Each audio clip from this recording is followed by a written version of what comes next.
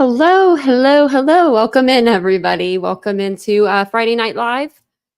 It is Friday, right? Yep. We made it. We made it. We made it through another work week. We sure did. Got Nancy over my shoulder here. She looks like she's in the perfect position, just literally sitting like on my shoulder. But she's out of the closet tonight.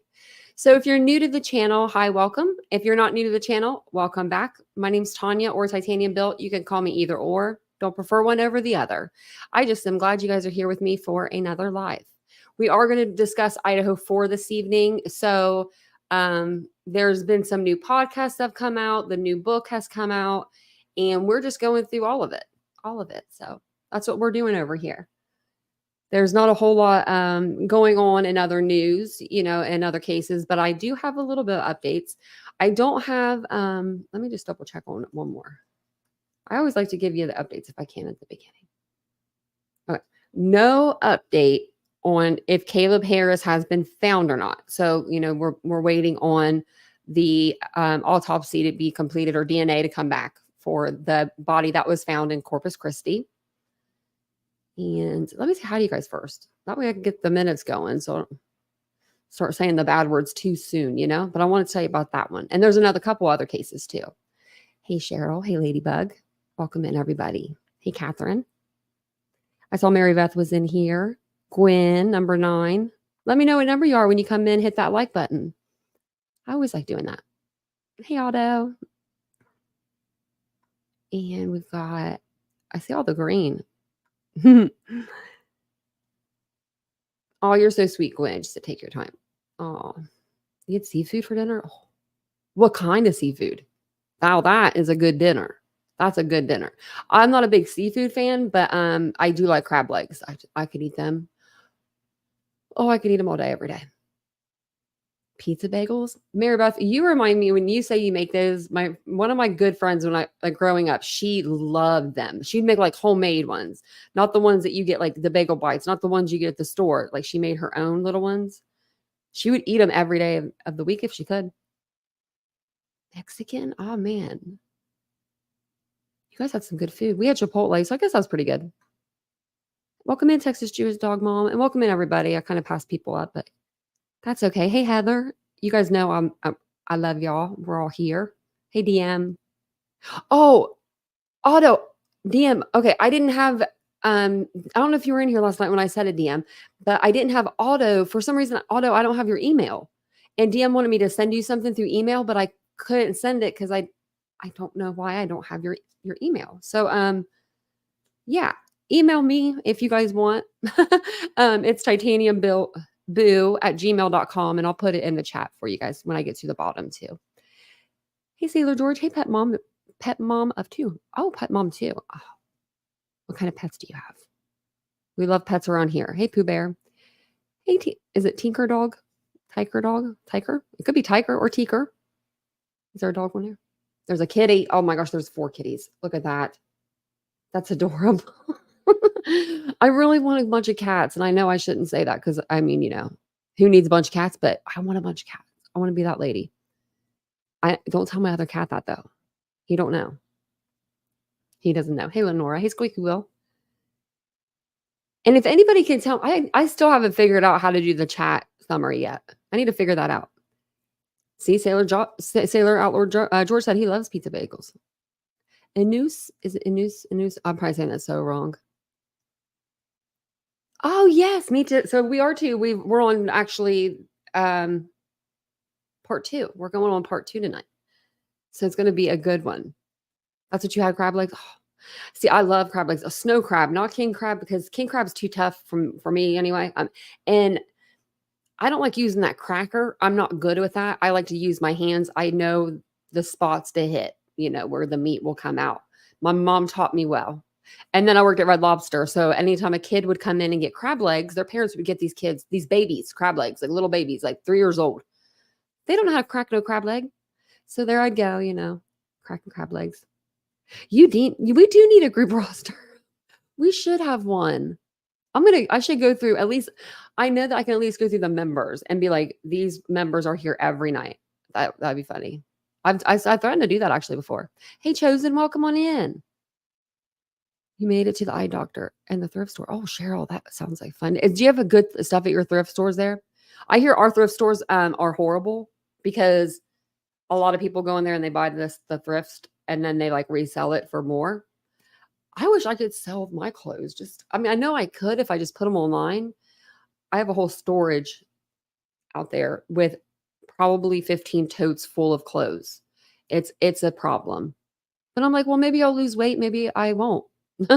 Maybe I'll need them. Love me some Rose and Lenora said. We love when Chosen comes in the chat. Welcome in. And Mary Beth, I'll check my email too. I saw that you said something about the email earlier. Okay, I think I got everybody. Welcome on in. Sit back, relax, enjoy the show. I should have moved Nancy just a little tad over. Let's do this. Just do that. Hey, Pandan. LB, member for 12 months. Look at that. Your arm changed. I think I'm going to do a different one, though. I think I'm going to do a different arm change because, like, we just changed up the color a little bit. I don't know. I think I need to do something different. But I love it. Look at that. Look at the... Yeah, I can see. I can see the difference, actually. There is a pretty big difference. Okay, I thought there wasn't that much of a difference. But now that I'm looking at it, you know. But maybe we could do... I wonder if we could do 2 emojis. If you could do 2. And then you can get an extra one for being a year. That'd be pretty cool. Because then everyone would know. I don't know. I just want everyone to know. So yeah, there's no news on Caleb. I'm gonna make sure I probably mention him every night because I really we've really been invested in that case since March, and we want to know if this isn't in fact, Caleb's remains. And if they are, we have a whole lot of, whole list of questions after that. But then it makes me wonder about Sebastian, Rogers. Like, if this is Caleb and he was right across the street this whole time and they searched it, we saw them searching there. In that case, we saw the searches. It'd be really sad. Now, a lot of people, they don't think that it's him. I've heard people say that. But for the most part, I think people do think it's him. But we'll find out. I guess we will find out with due time. Nancy came out with her second part of her podcast. So I was like, thank goodness, Nancy, because I was been waiting on her. Because I wanted to do where we've been reading the book, and she asked Howard Blum on part 1 at the end of part 1. She said, "Hey, will you come back for a part 2? We need to talk." And I don't remember him answering the question. And then she went for like 2 days and didn't have a podcast. And Nancy, she's like next day kind of lady. So then part 2 is out. So we'll listen to that tonight too. It's not on YouTube yet. It's just on the podcast, Apple podcast. So we'll listen through that and I'll play some, play a video for you guys. Also, don't know if you guys have heard. Let me get a picture of her. Our girl, man. I don't know how many times we're going to have to look at this woman until she finally goes to court, but she will be there. We got a Sarah Boon update. Lawyer number 9. Guess who her new lawyer is? She's going pro se, y'all. She is going to be her own attorney. Didn't we call that? I said she's just going to represent herself. And she is. She can give herself what herself needs. Herself needs this and a lot of these and a lot of you can do it and a lot of you're going to get out of this. And maybe she can give herself that but thank goodness that's what she wants. Because if she does that, which she better not change her mind last minute, then she's going to go on trial in October. So, oh, Texas Jewish dog mom. Oh, my Lordy. Let me give you a rundown on Sarah Boon real fast before we get started. 30-second little rundown. Sarah Boon and her boyfriend, Jorge Torres here, that's pictured. They were playing a hide and seek game one night. They both decided to hide at the same time in the same spot, which was a suitcase. She zipped Jorge up in the suitcase and then refused to let him out while he was drunk and he couldn't breathe. He ended up passing away in the suitcase as she recorded him. And he was saying her name, "Sarah, please help me. I can't breathe." And she would tell him things like, "That's my name. Don't wear it out." the next morning, she called the police and said, hey, my boyfriend, actually, she called her ex-husband. And then he told her, call the police. And she did. And she said, hey, I got my boyfriend here. We were painting last night. And now he's, unalived. That's pretty much the gist. She's had 9 lawyers. All 8 beforehand have been called names. Lawyers get called names all the time. Get thicker skin. But they were calling them names like, what was it? It was something like doofus or something stupid. And the lawyer was like, I'm out of here. I'm not going to represent her. She's a nut. She was so drunk still the next morning. She was drinking out of the water spigot out of the house, like that comes out of apartments, you hook a hose to. She's had her mouth all up in there. Like she was drunk. Sarah Boon. Oh, Sarah Boon. So this happened in 2021? I think that's when it was. Let me know if you guys remember. February 2020? Wow. 2020. Man, it's time. Sarah, get your ass to court. Come on now. It's time to get there, And then, recorded. Yes, she sure did. I could never. I know I say that all the time, but it really baffles my mind. I really think about these things and think, how do people do this? It said 2020 on there, but I thought it says in February 2020. Okay, let's see here.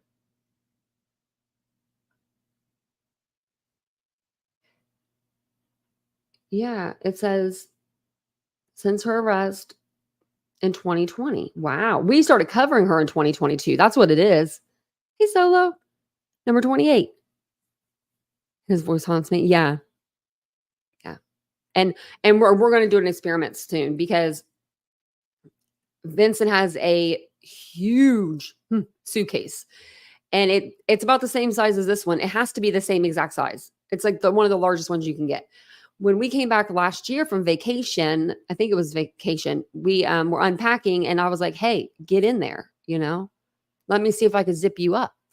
And he said, He's smart, I guess. He said he's like, I'm not getting in that suitcase. I know what happened to Sarah Boone's husband or boyfriend. So he wouldn't get in. So I tried to get in. And I'm the same size as Jorge. He is, I think, or he was approximately like 5'9", 5'8", 5'9", 140, I think, maybe 140 pounds. That's me all day. So I'm going to try it because I want to know how.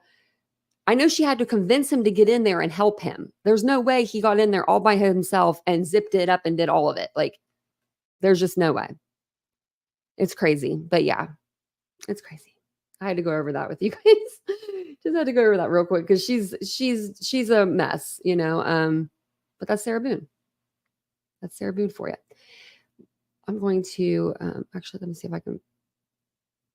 I don't know if this will work. We're going to read the book first. I don't know. I meant to bring, this is the first video that I showed you guys. I'll make you guys a new one tomorrow when we do our video. I just forgot. And it was like right before the live. And I was like, are you kidding? And I didn't want to come on too late. So I'll make you guys a new video tomorrow. She is a monster, West. She doesn't care. Like, I feel like she never really cared. And she said, that's what you get. Yeah. When she said, that's my name, don't wear it out. Like, and I'm like, oh my God, how old are we? Like, I wish he could have got out of there and just knocked her upside her head. I've heard of people doing that, like going across like the country, like in a plane and trying to go in as cargo and them not being able to breathe. They don't realize when you're, zipped up in a suitcase and then you have other suitcases thrown on top of you, that pressure, can't breathe and stuff like that. I'm wondering if she said he got his finger in between like but he couldn't unzip it. I don't think he ever got his finger out. So I'm going to try to like get my finger out of there and see if I can unzip it as well. So I'm going to do the whole experiment. She's convinced she has fans. We should read her manifesto. She did put out a 58-page manifesto.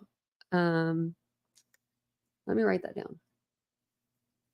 Like, let me make it in big bold letters. I'll do a poll. And If we get a good amount of people, I'll read her little manifesto. And the judge approved this. So it's not like I'm just saying she wants to be her own attorney. The judge was like, okay. He's like more than happy, ready to get this show on the road. And she did write letters to the judge. Yeah. Just like Letitia Squeaky Wheel. Yep. That's one name I could just use without being in my vocabulary. Her and Dorothy. Oh, sorry. I got to show your comment there. Yeah, she lied and said she thought he could unzip it from a finger hole. That's what I mean. I'm going to see if I can do that because I don't think you can. I think there's too much pressure, and I just don't think you'd have the strength to do that. I just don't think you would, but we're going to figure it out. It's been a while since we did a little experiment. And her ex-husband seems like he's all right. He didn't seem like he kind of seemed half normal, I guess. He was like, "Can I get her a water?" He wanted to get out of there so bad. He did. He truly, truly did. I always feel like in the beginning of the cases, I have to look up and see if there's anything new, but I don't think there would be. I'm going to look up just to make sure there's no court paperwork because we went over it last night before we do our reading. And then we'll play the Nancy Grace podcast. So Bryan Christopher Kohberger, let's see here. I can share this with you. I am scrolling down. If it makes you dizzy, I'm sorry. Look at all those papers. Look at all these documents we've read. Good golly. And that first one, that affidavit, I probably know the first 7 pages by heart. Okay, yeah. So we read everything. We read the scheduling order last night. So if you missed that, that was on last night's live. We broke it down. Trial is expected to start June 2nd at 8:30 in the morning. They're going to run from 8:30 to 3:30. They are going to try to get it over at the school to be held over there. That way they have more room for parking, news, family members, everybody, jurors, everybody. They, what else did they schedule? They're just scheduling the trial and things of that nature. So we'll see. We went over the Gonzalez's statement that they put out before, and it just said, please pray for that for them. And I don't know if they ended up coming out with like a statement for afterwards. So I'll look real quick. 3 hours ago. Oh, Zana Palooza is coming soon. We love you, Zana.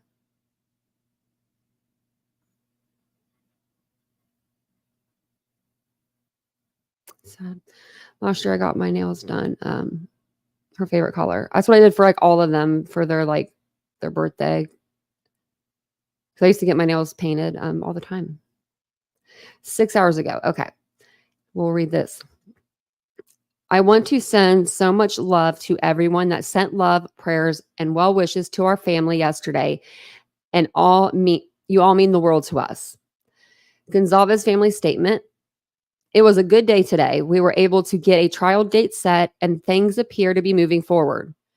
We are hopeful the trial stays in Latah County so as not to disrupt the scheduling order, and we are praying for no more delays. And that's exactly what I said. If this trial gets moved, that trial date they said won't get moved or changed. Yes, most certainly it will. It most certainly will. It most certainly will. There's a ton of cases in tons of other counties. They can't say June 2nd, everybody clear your calendar in every county in, Idaho. So it says, we moved a little closer to justice today for Kaylee, Maddie, Zana, and Ethan. Thank you again for your support and prayers. It means a lot to our family. Her little pigtails are cute. So much life, so much personality. I'm so grateful for these family members that have all these pictures of their loved ones. I envy that. I envy that. She's charged with second. Yeah. Yeah. Second degree.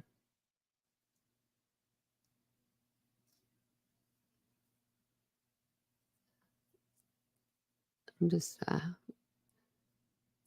looking through the chat. Wow. Really? Monroe County, Pennsylvania, storage container. Wow. Oh, oh my God. Monroe County sounds really familiar. Is that near Bryan Kohberger? Because I'm from the other side of the state. I'm from Philadelphia, and it doesn't sound like over there. No, so she's writing one right now, I guess. Yeah. She's writing the manifesto in prison. She just wrote it, I think. She's so full of excuses. I can't wait for this trial. I'm gonna be ripping my hair out. I'm going to have bald patches. I guarantee you, because I couldn't handle Letitia Stauch's trial. That woman to this day, hey Feisty, I don't know how. I love the creators, like the actual creators that are covering Letitia's case still. Those are some of my favorite creators to watch, but I cannot watch Letitia. I can't hear her. I can't listen to her voice. I cannot listen to her voice. I get angry. I'll get real angry. It's in the Poconos. Okay. So my mom used to go to the Poconos whenever she was a teenager. She said that's where like the rich people went. And she was always excited to go there. It was back in like the 70s. So the Gonzalez family made a statement. That's really nice.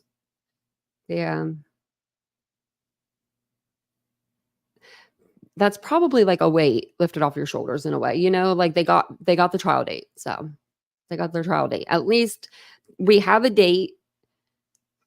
It may change, but we're going to hope it doesn't, because the way he has everything scheduled, it does have some lead time in between everything, where if they do need a continuance to get something in, like maybe they don't have the discovery or something on time, like, they need another week or so, they do have like some cushion there. So if it all goes to plan, we'll have a trial, June 2nd.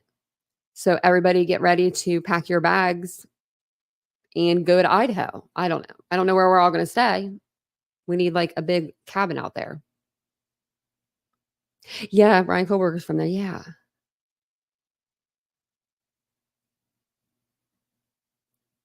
Oh, Tammy, I couldn't even imagine the calls. I just would. And then Dorothy, the expert witness, that's another lady. Oh my Lord, have mercy. If I ever see that woman again, I'll cry. She was just too much. Every answer was like a minute and a half long. It was ridiculous. Somebody timed it. A yes or no question, it would take her a minute and a half to answer it. Me too, West. I hope they could pull it all together. I think that's why I think that I think Bill Thompson's really good at his job. I wonder if there's any prior trials of Bill Thompson. Does anyone know that? If like there's any YouTube videos or any like videos out there that would have him, like that would be something like pretty beneficial to watch. I don't know if I'll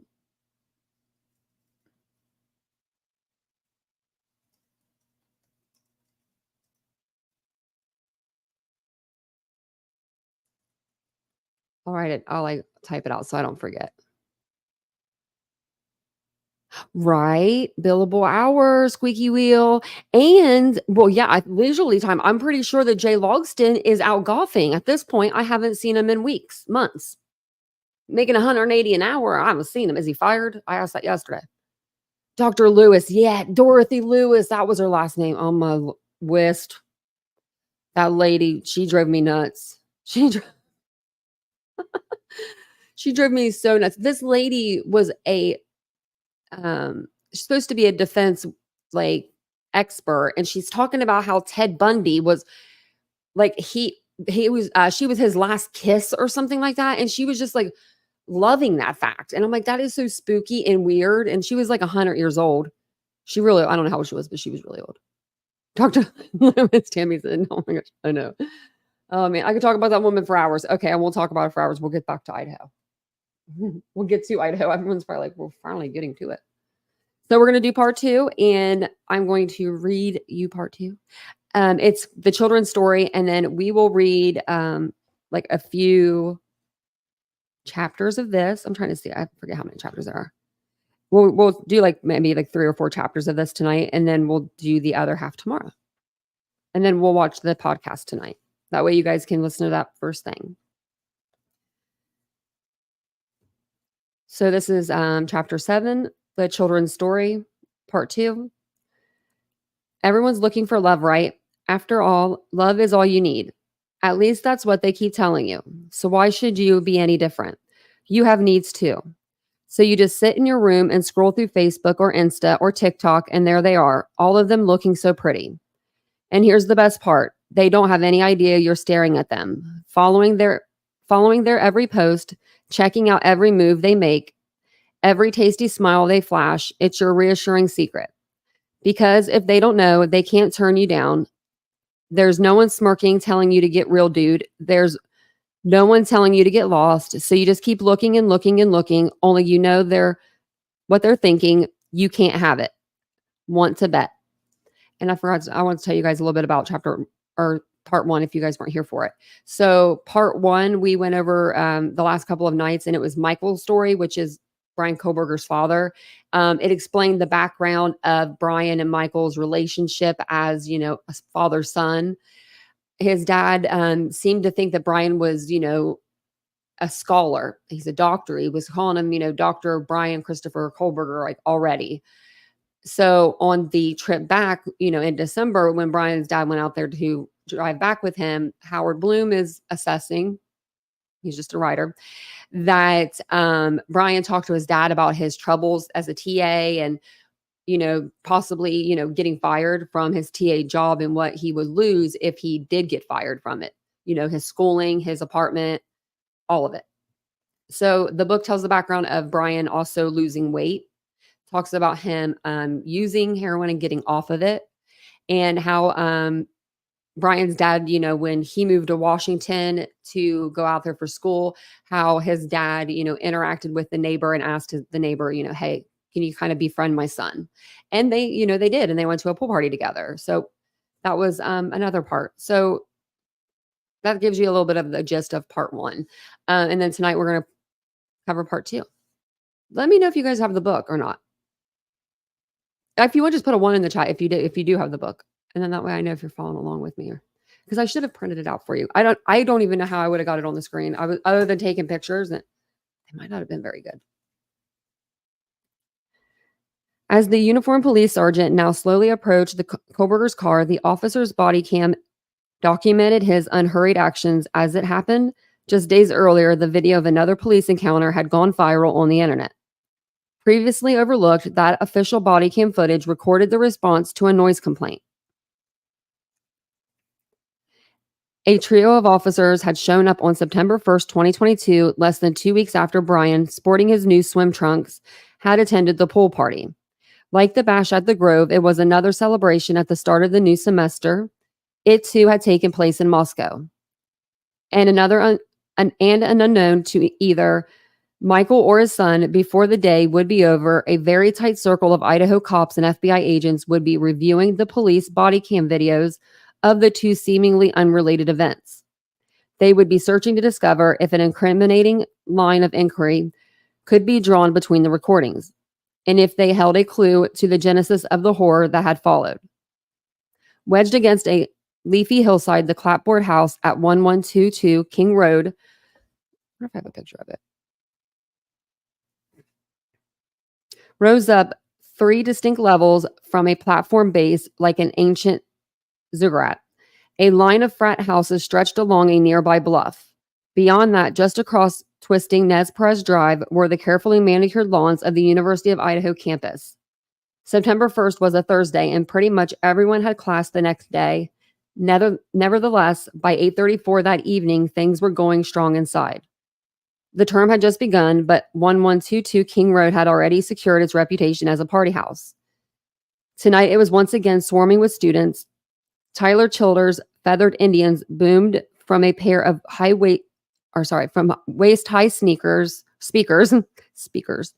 and the music carried aggressively up the block. Revealers called happily to one another, a giddy, drunken mosaic of bouncy, exuberant voices. I'm going to grab my glasses, guys. Sorry about that. Let me just grab my glasses, and I'll change this to Bryan. Thank you guys for being here. Hey, Manny. Welcome in, guys.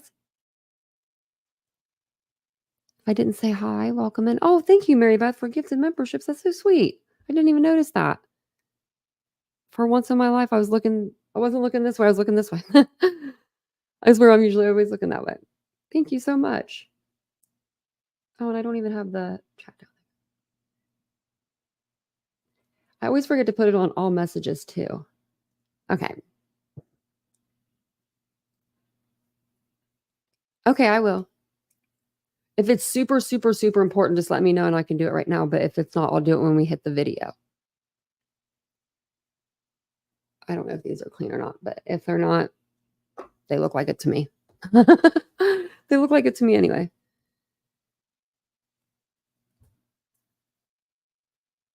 I want to make sure I find where we were. Then the cops arrived for the second time in the past 2 weeks. An annoyed neighbor had complained about the noise.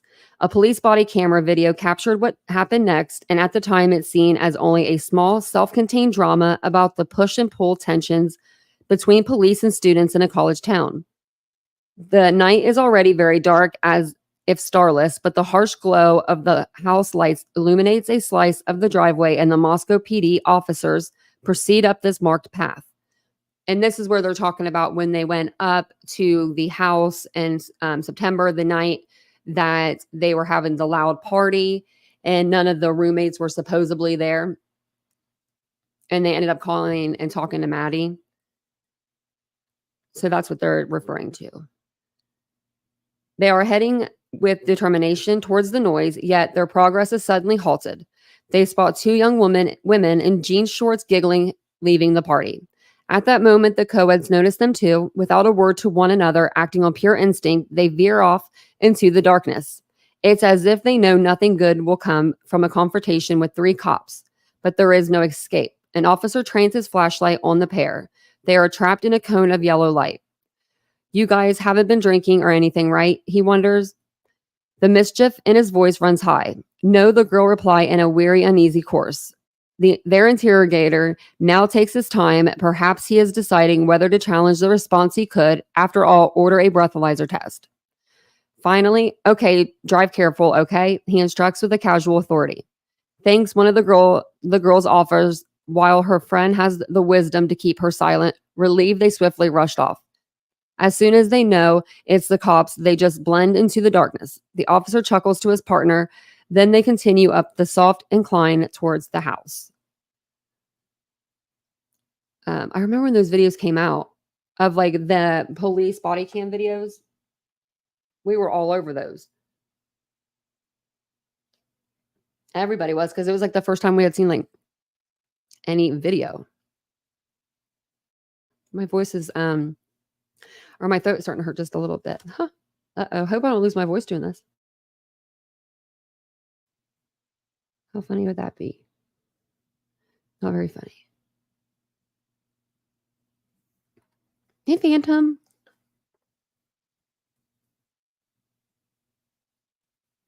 We're only here for a noise complaint, one of the officer growls, the camera framing his head pitched towards an upstairs window. Come to the damn door, he barks. As this new act had opened, he'd been pounding on the white front door for a while, but without any results. His efforts had been rewarded with an aggressive silence. Sorry. The cops looked up plaintively towards the bright lights of the second-story window. In response, silhouettes dash out of view, apparently finding refuge in an unexposed recess of the house. We'll figure out who lives here eventually, the officer vows to no one in particular. One of the cops radios the dispatcher. He begins a request for assistance in tracking down the names of the occupants. This is interrupted, however, when two young men abruptly open the door. The crackle of the walkie-talkie apparently has convinced the students that the cops are determined they are not going away. The only hope is to defuse the situation before it escalates into something unfortunate. Both boys are tall, built lean, yet broad-shouldered like competitive swimmers, and they deliberately fill the doorway so that the cops can't look inside. One of them has a white zip tie around his waist, and the strands of another tie just remnants hanging loosely from it. It is no doubt a proud consolation prize from a recent cuff and jug session. and it's a game. This is a zero-sum fraternity drinking game. 2 partners are zip-tied together, and whoever first chugs a fifth of liquor can celebrate by cutting himself free, if, of course, his ability to accomplish this task has not become too impaired by the exertions his victory required. A cop demands to speak to the house legal's tenant. And so the youth with the zip tie obediently disappears inside, but not before firmly closing the door behind them. When they did that, I was like, man, they got nerve, they really did. They were like, hold on, and they closed the door in front of the car. I mean, I wouldn't have had the nerve to do it. I wouldn't have. Oh, 2 sheltered cats. My cat's mom was pregnant when she went in, and that's where I got him. And now he's spoiled rotten. So spoiled. 16 years of my life. Love every minute. How long is he inside? A minute, maybe less, but to judge by the look of mounting annoyance on the officer's face, it might as well have been an hour. So I just looked for everyone that lives here, and they're not here right now, the boy announces when he returns at last. His tone is flat, as if he's gone to the trouble of performing a deary task, and now he just wants to be left alone. And the cop cannot help but notice that the student has once again closed the door firmly behind him. The officer makes a last-ditch effort to restore his control. If the occupants are not present, then perhaps the revealers are all trespassing, he suggests. Neither of the students appear intimidated. They maintain a detached, untroubled silence. Who does live here? What are their names? The officer asked again, but this time with more force. Now the second boy speaks up. I'm not actually sure, he offers unconvincingly, and his friend nods his head, equally baffled. The cops have little doubt they have been lied to by a couple of smartass kids, but what can they do? This is Moscow. And the department's policy towards the university is shaped by a shrugging live and live and let live complacency. As long as no one faces any danger of bodily harm, as long as no major laws are being broken, the edit is to speak loudly, but never let the big stick come crashing down. But that doesn't mean the contempt doesn't grate. The cops discover a backpack stocked with 6-packs and Trulies, and they pour the liquor or the alcohol. They pour the alcohol into the weeds as the video fades out. But now, on the very day when the tall sergeant approached the Kohberger's car, this month's old grainy video made on a September night in Moscow held the attention of a select group of law enforcement officials like a magnet. They searched for something they might have previously overlooked. The police scrutinized the heavy shadows that spread around the golden glow of the house on King Road. They were searching for the hiding place of a murderer, the monster who weeks before would kill 4 young students inside that house. Sorry, later. I said earlier, later. 4 weeks later. And so they stopped and started the video dozens of times, pouring over the smudges of light and dark in the background. From time to time, they grew encouraged, only to decide with sighs of defeat that their eyes had been playing tricks on them. In the end, anything of evidentiary value, a crouching figure, a peering face, a strategically parked car, eluded them. Just as the identities of the occupants of 1122 King Road, despite all the increasingly assertive inquiries, had escaped the officer's knowledge on that night in September. They got the name of Maddie and Kaylee. I don't know why you said that, but okay. We'll just correct them as we go, Mm-hmm.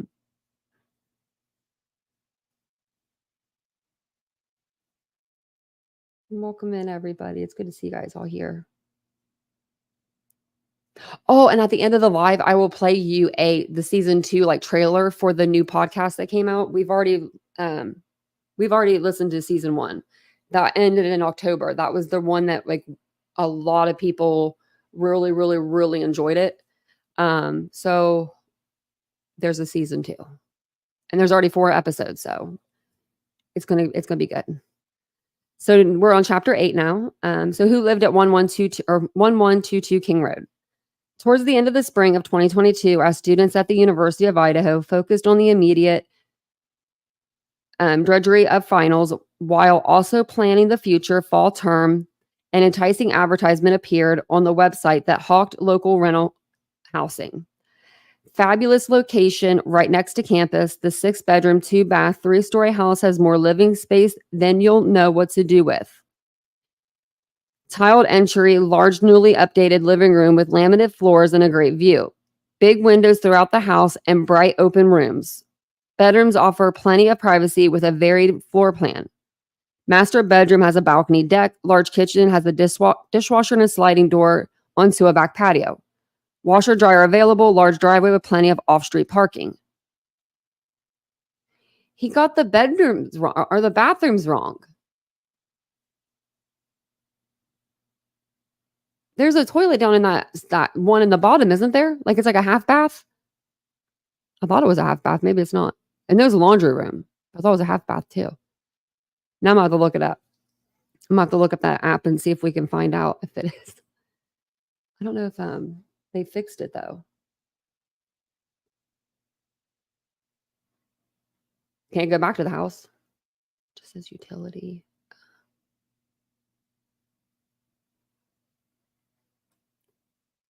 Yeah, it just says utility on here. Wonder how many books have sold? I don't know. It says it's like one of the best. It's one of the most popular books out right now. So, probably a lot. I would say a lot. The rent for 1122 King Road was $2,095 a month. This was steep for the neighborhood, but particularly daunting to students trying to make ends meet on a makeshift budget. But with all those bedrooms, the monthly net could be divided up into a more manageable 6 slices and then 10-minute stroll to campus, not to mention the equally pleasing proximity to the social whirl of the nearby frats and sororities was enticing. On a warm day early in June, just before they hightailed it out of Moscow for the summer break, 6 young women appeared at Story Real Estate on Main Street in Moscow to sign the 1-year rental agreement for the 1122 King Road home. They entered as a group and it was recalled, particularly quiet, almost solemn. It was as if they were acknowledging the significance of the occasion. The signing of the lease that was an important step into adulthood, a tangible symbol of their burgeoning maturity. The realtor handed them a pen, but they deliberately took their time before taking the final step. One of the girls squeezed another's hand as if looking for reassurance. Then, one after another, they signed their names: Ashlyn Couch, Bethany Funke, Dylan Mortenson, Madison Mogan, Zana Kernodle, and Kaylee Gonzalez. As soon as they were done, Maddie, as her friends called her, let out a small cheer, and at once they all started laughing and giggling. All their previous somberness had suddenly vanished and was replaced by elation. They were excited, remembered a veteran female realtor who had witnessed the transaction. The world was their oyster. To any outward eye, the 2 ground floor bedrooms of the house were the least appealing. They were part of the addition that had been tacked on to form the squat base of the house back in 2000, and apparently not much thought had been given to the design. Place a bed with a king-size mattress in the room, and you almost need to squeeze sideways to get in the door. Ain't that the truth? And since the windows were smack up against the front driveway at night, the bright headlights of arriving cars could, despite the curtains cloaking the windows, flood the rooms with a blazing illumination. It's little wonder then that one of the young women who had signed the lease and wound up on the ground floor room quickly decided not to stay. The previous year, Ashlyn Couch had shared a room at the Down at the Heels Fieldstone and Clapboard Phi Beta Phi sorority house with another Phi who had convinced her to come along and make the move to King Road for their senior year. At the time, it seemed like an opportunity worth grabbing. After all, the Pi-Phis were facing a year when any sister wanting serious fun would be well advised to look elsewhere. The chapter had been put on probation for the university's Panhellenic Association for Health and Safety Reasons, which was Greek speak. A careful reading of the fine print revealed for violations or concerns regarding risk management, alcohol/drugs, or hazing. Going forward, the going-ons in the house would undoubtedly be carefully monitored. And who needed that? That's true. Hey, Cruz Rose. Yeah, he does. Yeah, he lives in a gated community. Remember Bryan Ethan got in there. Oh, Bryan was knocking on the door with the duct tape. Remember they had the duct tape on the window?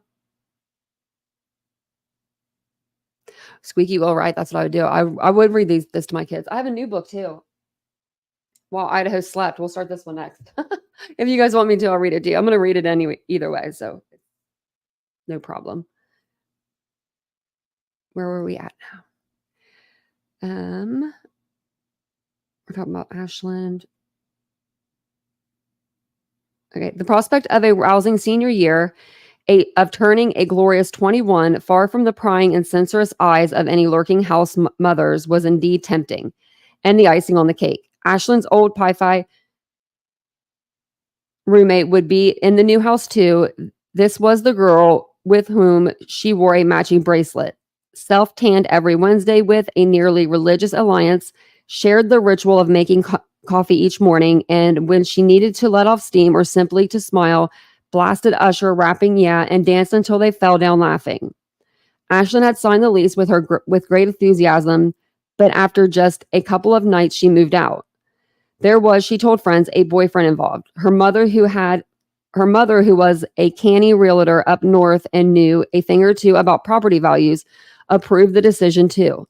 A better deal could be had elsewhere, she had counseled, and at the time Ashland's brief stay, she'd returned though for one happy night to celebrate her 21st birthday with her gang of friends in this party house.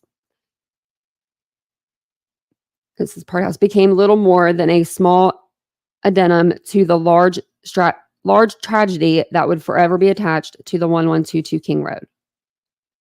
Still, one of the original leaseholders remained willing to put up with misery of the basement room, a sophomore, and at 19, the youngest of the roommates, Bethany Funke, might very well have figured that she could get the short end of the stick. She too was Pi-Fi, and if the older two in the house had staked their claims to the more appealing rooms, then she had no choice but to go with the flow.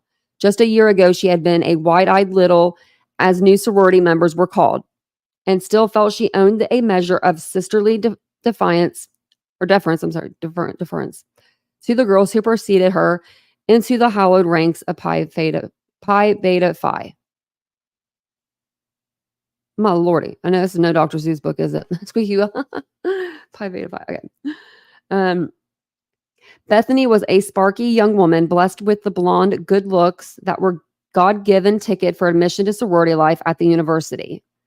And she had a quick mind. If the price she had to pay for the promise of new off-campus adventures was getting stuck with a pokey downstairs bedroom, Bethany didn't complain. In fact, after being shown her gloomy little corner of the house, her initial reaction had been to shrug and say, "How much time will I spend down here anyway?" She had signed on, determined to follow the fun wherever it was taking shape, and that would be her real home. I don't think I would want the party house to be my house. Not even in college. No. I don't know about you guys, but the first time I moved out, I moved back in 2 weeks. I was an Ashland couch. She didn't last long with me. I guess it lasted a little longer. But I moved in with a friend of mine, and my friend didn't have like a 9-to-5 job. She could go whenever she wanted to. She made a crap ton of money, and like she would go in whenever she wanted to. I had to go to my stupid crappy job, a certain time, like every morning, like normal, in the morning. And she would party every night. And oh my God, I moved back in with my mom and dad after like 2 weeks. I was like, I'm coming home. So I can relate to that. I don't think I would want the party house. Let me know if you guys would. Hey, Ray of Sun. Hey, Ray. Look at that. We got 2 Rays that came in at the same time. How you doing, Ray of Sun and Ray? Both Rays. I'll grab my drink real quick. So we were, and I'll find out where we were. Okay, got the spot.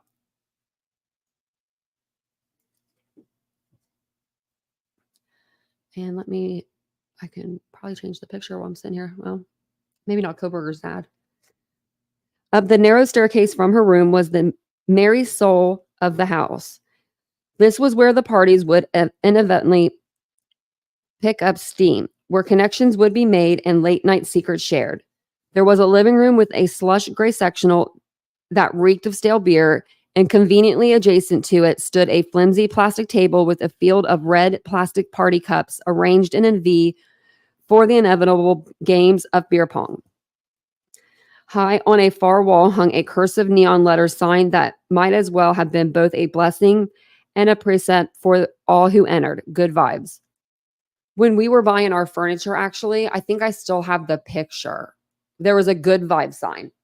I almost bought it. And then I think I saw like another one at Hobby Lobby and I almost bought it again. Like to put it in here just because like, I don't know. But then I was like, is that weird? So I didn't get it because I already have one sign.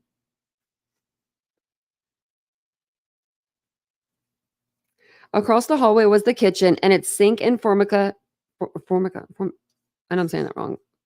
The countertops were a monument to sloth, a scattering of dirty coffee cups stacked of cereal bowls that leaned so previously they seemed disdained to topple at any moment. A sticky colander that might very well have been employed weeks ago to drain some spur-of-the-moment pasta, and a jungle of paper bags that held DoorDash deliveries. And jutting out from the far side of the kitchen was a small rectangular concrete porch that narrowed to snake around the rear of the house. When one of the speakers was placed out there, the surrounding hills would come alive with the sound of pulsating music. Conveniently, the porch sliding glass door provided another entry into the house. You could come in from the grassy slope of the woods, a canopy of late night stars pointing the way, and pop into the kitchen. If it ever occurred to anyone that it might make good sense to go to the trouble of locking the door, they never shared the concern. Then from the kitchen, it was only a short stroll down one more shoulder-wide hallway to another corner bedroom. It shared a thin wall with the living room. This was Dylan Mortenson's room. She had been raised by her mom and stepfather in Boise, but it was Brent, her dad, who apparently held center stage in her mind. The 20-year-old college junior, in fact, had a habit of reposting her father's thoughts on social media. She wanted all of her friends to get a measure of the dad she felt lucky to have, and so, for example, she reposted. Just a friendly reminder of those who's going to show up at the boys' door and messes with one of my daughters. Fixed below was a photo of a man with dark, glowering eyes and who looked as formidable as a stone facade of the Boise courthouse. But Brent Mortenson had a softer dad side too. If you ever need anything, you let me know. A ride home, clothes, me to be an event, get you out of trouble, food, or just a hug. I will drop whatever. I'm going to help you. Arguably, the two posts were, in their unintentional yet nevertheless revelatory way, a mirror into Dylan too. Like her dad, she was a tall, striking presence. She had deliberately unruly mane of blondish hair that would, depending on the season, turn surprisingly light or surprisingly dark. And like all of her Pi-Fi sisters, she had a classic Barbie oomph, a cheery, straight, even featured face with a shapely body that seemed made for Instagram. And also like her dad, at least to hear her sorority sisters tell it, she was the sort of young woman you could count on. If you needed a favor, whether you wanted to borrow a dress or notes from English class, Dylan wouldn't hesitate to accommodate. Friends were always dropping by wanting something, and she'd never disappoint. A friend in need is a friend indeed, she'd repeat with a benevolent conviction. At the time, some of her more world-weary Pi-Fi sisters simply recoiled with the indulgent sigh at her naive. But later, after all that would happen, it would be recalled as something deeply ironic, or would it? I'm going to read the last sentence. But I'm going to read the last sentence again. But later, after all that would happen, it would be recalled as something deeply ironic, or even worse. I want to see how many chapters are this. I forget how many chapters this was. Okay. Okay, cool. Chapter 9. I need to make my light a little bit brighter over here. I would be able to read a little better to you guys. I feel like the light isn't as bright.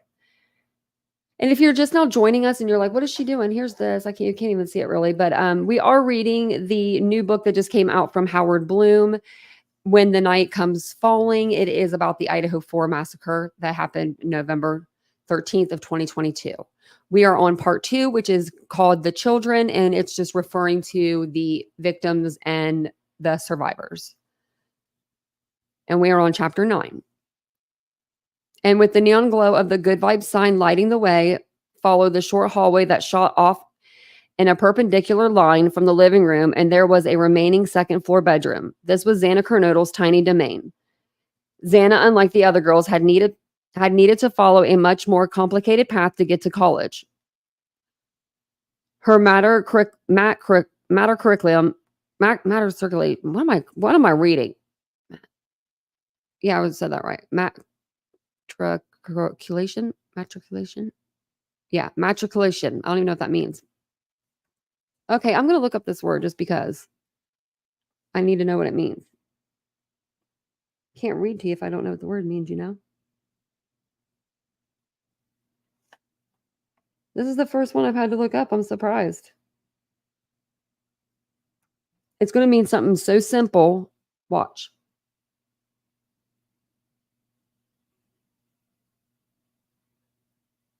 Well, you can't use the freaking same word in the same sentence. The formal process of entering a university as a candidate for a degree or of becoming eligible to enter by fulfilling certain academic requirements, such as a formal examination. Okay, well, I guess I never had to do any of that, and that's why I never had to do any of that. But I did go, I got my bachelor's, but I never had to do that. Okay. 20 years earlier, on the day Zana was born, her mother had just received word that she could remove the court-mandated ankle monitor she had been toting around. Kara Kernodle had been picked up on drug charges, but the system had quickly cut her loose and placed her on probation. 5 months later, though, Kara, the new mother, got nabbed again for rugs, and this time the authorities were not so forgiving. She had to serve time, and this would become the dismissal pattern of her life, a Monroe story documented in the pages of a long rap sheet. There would be more than 40 arrests, mostly for possession of rugs or rug paraphernalia, and there were other victims too. She had been convicted of injury to a child for exposing her 2 daughters, Zana and her older sister Jasmine, to the rug use. Jeff Kernodle, Zana's father, had his fair share of problems too. He admitted in court that he had used meth, and he also served a short sentence on rug-related charges. Yet just when it seemed Zana and her sister would become de facto orphans, shuttled off to the misery of a state facility, their Aunt Kim rushed in to give the 2 girls a chance at a better life. Kim's own children were grown, and her cozy timber home in Post Falls, Idaho, nestled in the towering tree line that climbed up the Coeur d'Alene Mountains, might just well have come out of a fairy tale. Under Kim's steady, benevolent hand, the 2 young girls got to be 2 young girls. The 2 girls got to be 2 young girls. Okay. And Zana got to indulge a playful, mischievous streak. As a 4-year-old, she'd, for example, come upon a can of Crisco in the kitchen and decide to lather the thick white paste all over her body as if it were lotion, and then paint the bathroom walls with it too, for good measure. Oh, Lord, Zana, oh, Lordy. The Crisco. Remember the big things of Crisco? I haven't seen one of those in forever. My mom had one. The big, the 10 jars. And then you see Zana just going around as a baby Zana. I don't know if we have any pictures of them. Going around, just putting it everywhere. That's pretty funny. Or she'd deliberately make a racket in her upstairs bedroom, knowing that it would be the signal for Auntie Kim to come pounding up the stairs and order her sternly back to bed. Only once she heard the heavy tread of her aunt's feet on the wooden stairs, Zana would rush back under the covers and feign a deep sleep. Kim would play along, pretending to be perplexed by what had caused the noise, while Zana, her eyes closed tight in a make-believe slumber, would struggle to suppress her giggles. It was a lighthearted game they'd play night after night, the aunt and her nieces each getting a kick out of milking their respective roles. Then after a happy 2 years living under Aunt Kim's protective wing, things got even better for Zana. Her father turned it all around. Jeff got a job in construction, put in backbreaking hours, and soon was able to give the girls a home. And reunited with their father, they flourished. Jeff, as in turn, flourished too. Now officially divorced from Kara, he started his own his own firm, Coronado Construction. And people liked his skill, often artful work. Clients kept coming with new projects. In time, he was able to move his daughters into a sturdy 4-bedroom house with a spacious backyard and a fenced-in front lawn. Shoeshine, I can't even say it. Shoeshine, their dog. Wow. If my dog's name was Shoeshine, I wouldn't even be able to pronounce it. The tongue twister for me. Completed this one seemingly unimaginable picture of family happiness. Zana grew up to be a teenage beauty. She had large, soulful brown eyes, long brunette hair, a soft mocha hue to her skin, and a gymnast body. Starting in elementary and then all through her junior high, she had spent her afternoons after school at the Flip Flop Gymnastics Academy. Most weekends, she traveled to tournaments around the state. The little girl in the blue and white leotards, her pigtails of hair tied with bows, and time after time a necklace of medals hanging from around her neck by the end of the competition. At Post Falls High, Zana was one of the cool girls, part of the crowd that always had something to do with Saturday night, that got asked to all the dances. When there was a party, she'd be the one in the half shirt and shorts, nails painted red, looking not just good, but in control. Emily, her bestie, would share a picture of a serious teenager, one carrying herself with a confidence that many found intimidating. Bring it on, Zana seemed to be taunting, another friend agreed. And put Zana on the volleyball court, and you'd see this edge too. She was always the one jumping high to intercept the ball in midair, and then with a volley up, spike it hard over the net. In high school, she lettered in track and soccer as well as volleyball, and no matter the sport, Zana played to win. She hated losing, one of her teammates would remember. That's me too. I hate losing. I'm a sore loser sometimes, I ain't gonna lie. Hey, Harlow. Welcome in, everybody that I didn't see. I was on the other page for a minute.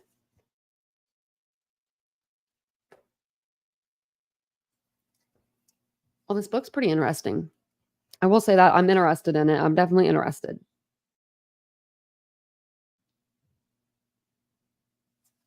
That's like kind of funny to me. It says she hated losing because girl can feel that. I'm a sore loser. It's probably because I always won when I was little. My brother was older. He let me win. Zana had large ambitions, even if they were still taking shape. One day she fantasized with Emily about their dream weddings. The next day she'd predict that she would always be single. And she wasn't too embarrassed to post on social media, "I would like to admit that I have no idea what I'm doing." Yet when it was time to get serious, Zana would show her mettle. On the mortarboard she wore to her high school graduation in 2020, amid a decorative drawing of flowers and birds, she pledged with the utmost palpable determination, "For the lives I will change." When the summer was over, she headed off to the university in Moscow. She had her heart set on being a Pi-Phi, and so of course she got in. As for her studies, when it came time to declare a major, she put down marketing, but without any real commitment. She'd repeatedly tell people that you go to college to figure out what you want to do. It was foolishness to have your mind made up at 20. Plans fall in the making, she was fond of saying. In the meantime, she dutifully went to class, hung out with her sorority sisters, went to party after party along Greek Row, and to help make ends meet, worked part-time as a waitress at the Mad Greek restaurant, a laid-back student joint on Main Street, whose owner had come to Moscow after some years in Alaska. By the end of her sophomore year, when 3 of her sorority sisters approached Zana with the idea of moving into the King Road house, she was immediately game. She had reached the stage of her young life when it seemed the time had come to make a clean break from all the annoying rules and overbearing restrictions that came with living in a sorority house. This desire for life change had been building up for the past year, to her complete surprise, as well as the delight of her father and sister, who were beginning to fear that it would never happen. Zana had fallen in love. And Zana, who had been in many ways looking for love since her childhood, when both her parents had been taken from her, now loved the only way she knew how, totally. No. While Xana's parents were the sort who, at least in her early childhood, had been separated from their daughters, Ethan Chapin's mother and father had been cut from a different mold entirely. Jim and Stacy Chapin had been set on building a sturdy and affectionate life for their family, and with a surprising easiness, they had done precisely that, and even a bit more. The Chapins had an owner's interest in Pacific Belting Supply in Mount Vernon, Washington. The town was in the northwestern part of Washington state, plunked down on the snaking banks of the Saget River and hemmed in by the snow-capped mountains and thick evergreen forest. Famously, it was a tulip country, carefully planted and tended fields stretching for miles and miles. The Chapins had a big house in town on well-kept acre of land, and they also had a getaway home, where was I at? Home from rough timber logs in northern Idaho, just 30 miles from the Canadian border on pristine Priest Lake. So they had a lake house. This, the locals would swear with deep conviction, was God's country. And by that, they meant it was still pretty much as God made it.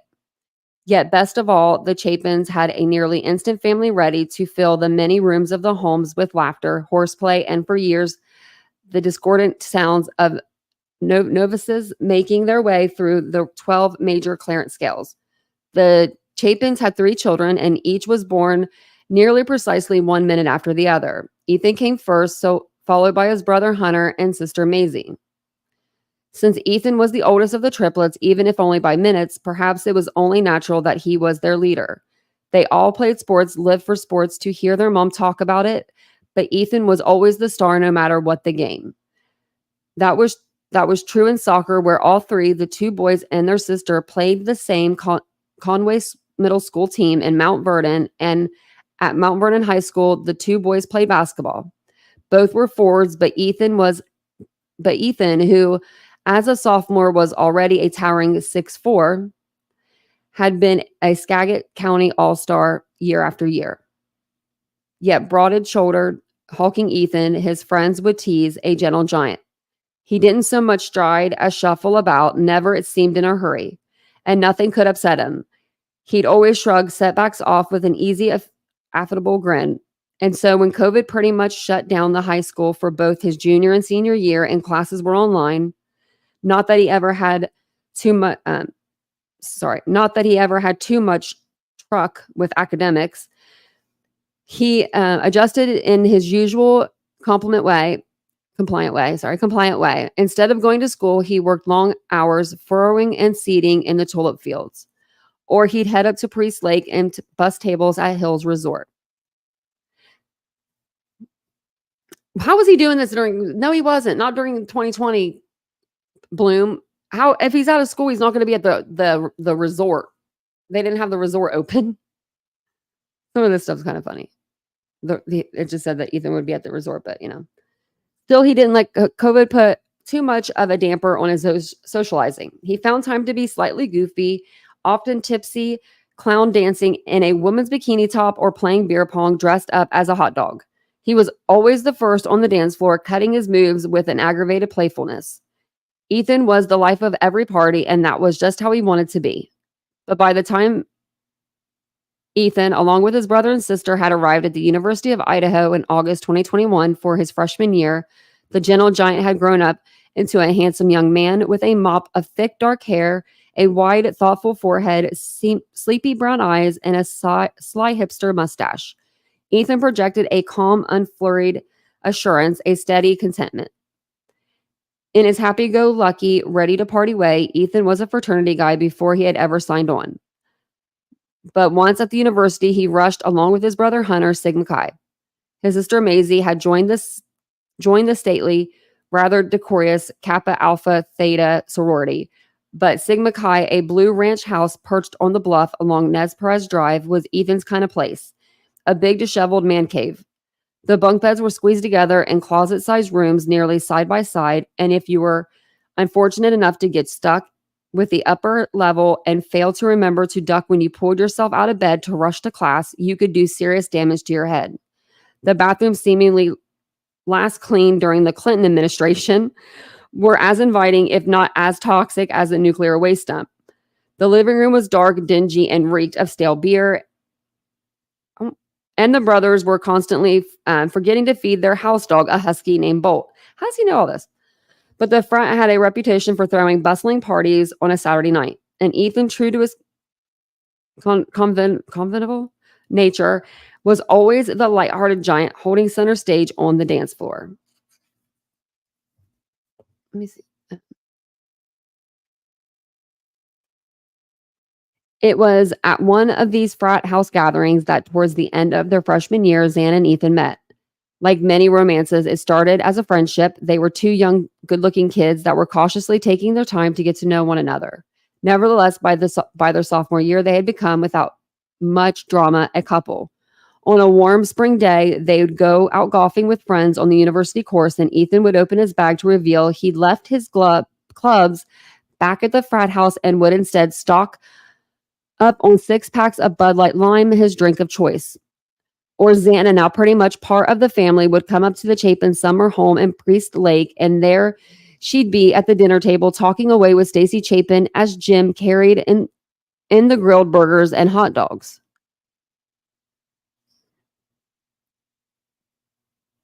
Stacy says she barely knew Zana. Okay. I know that too.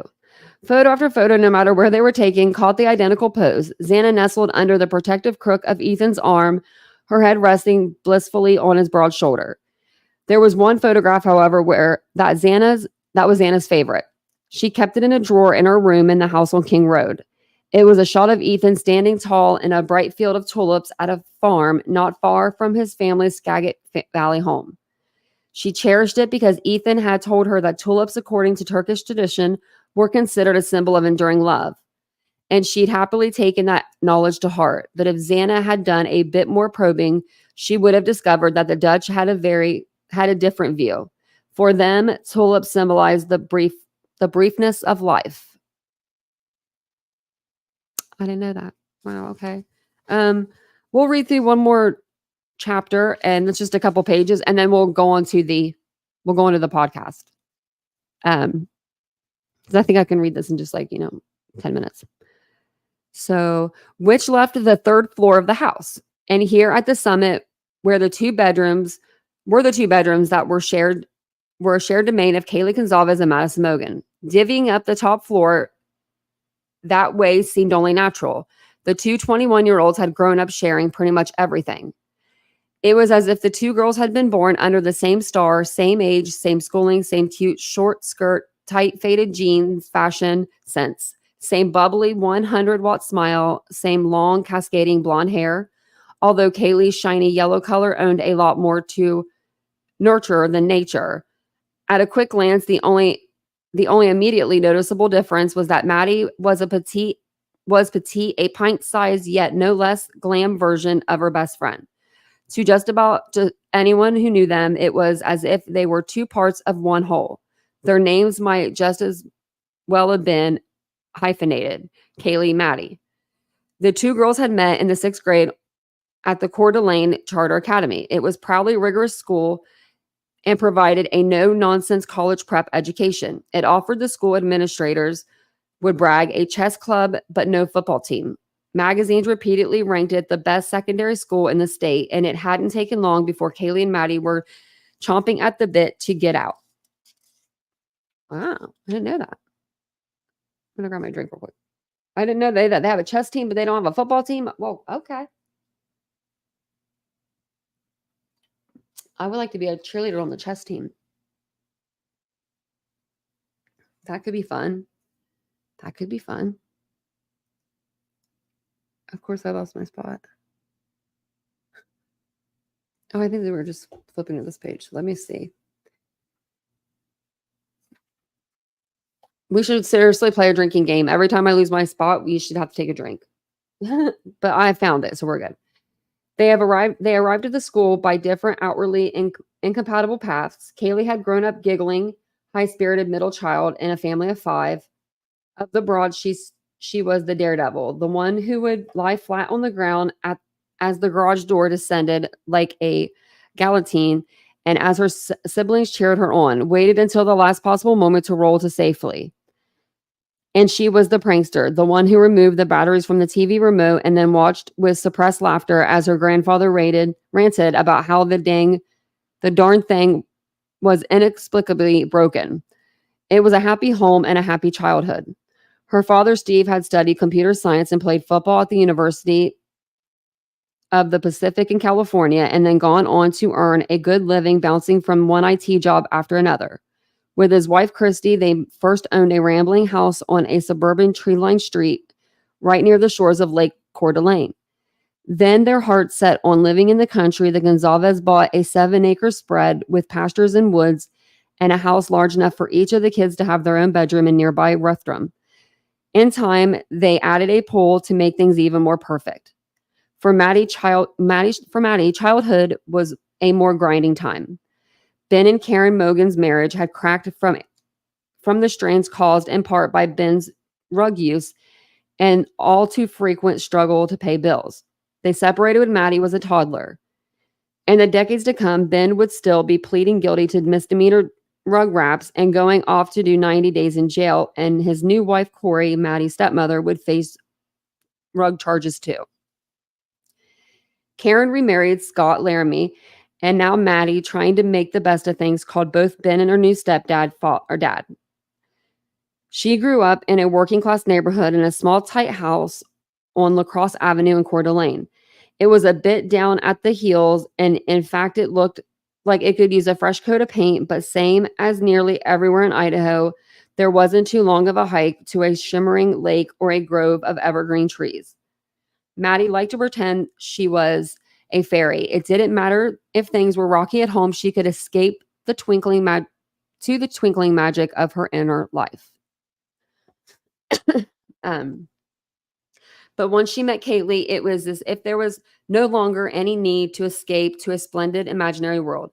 Maddie now had the real thing, and it wasn't just her wonderful Bobbsey twins-like friendship with Kaylee. The Gonzalez had taken her into their family too.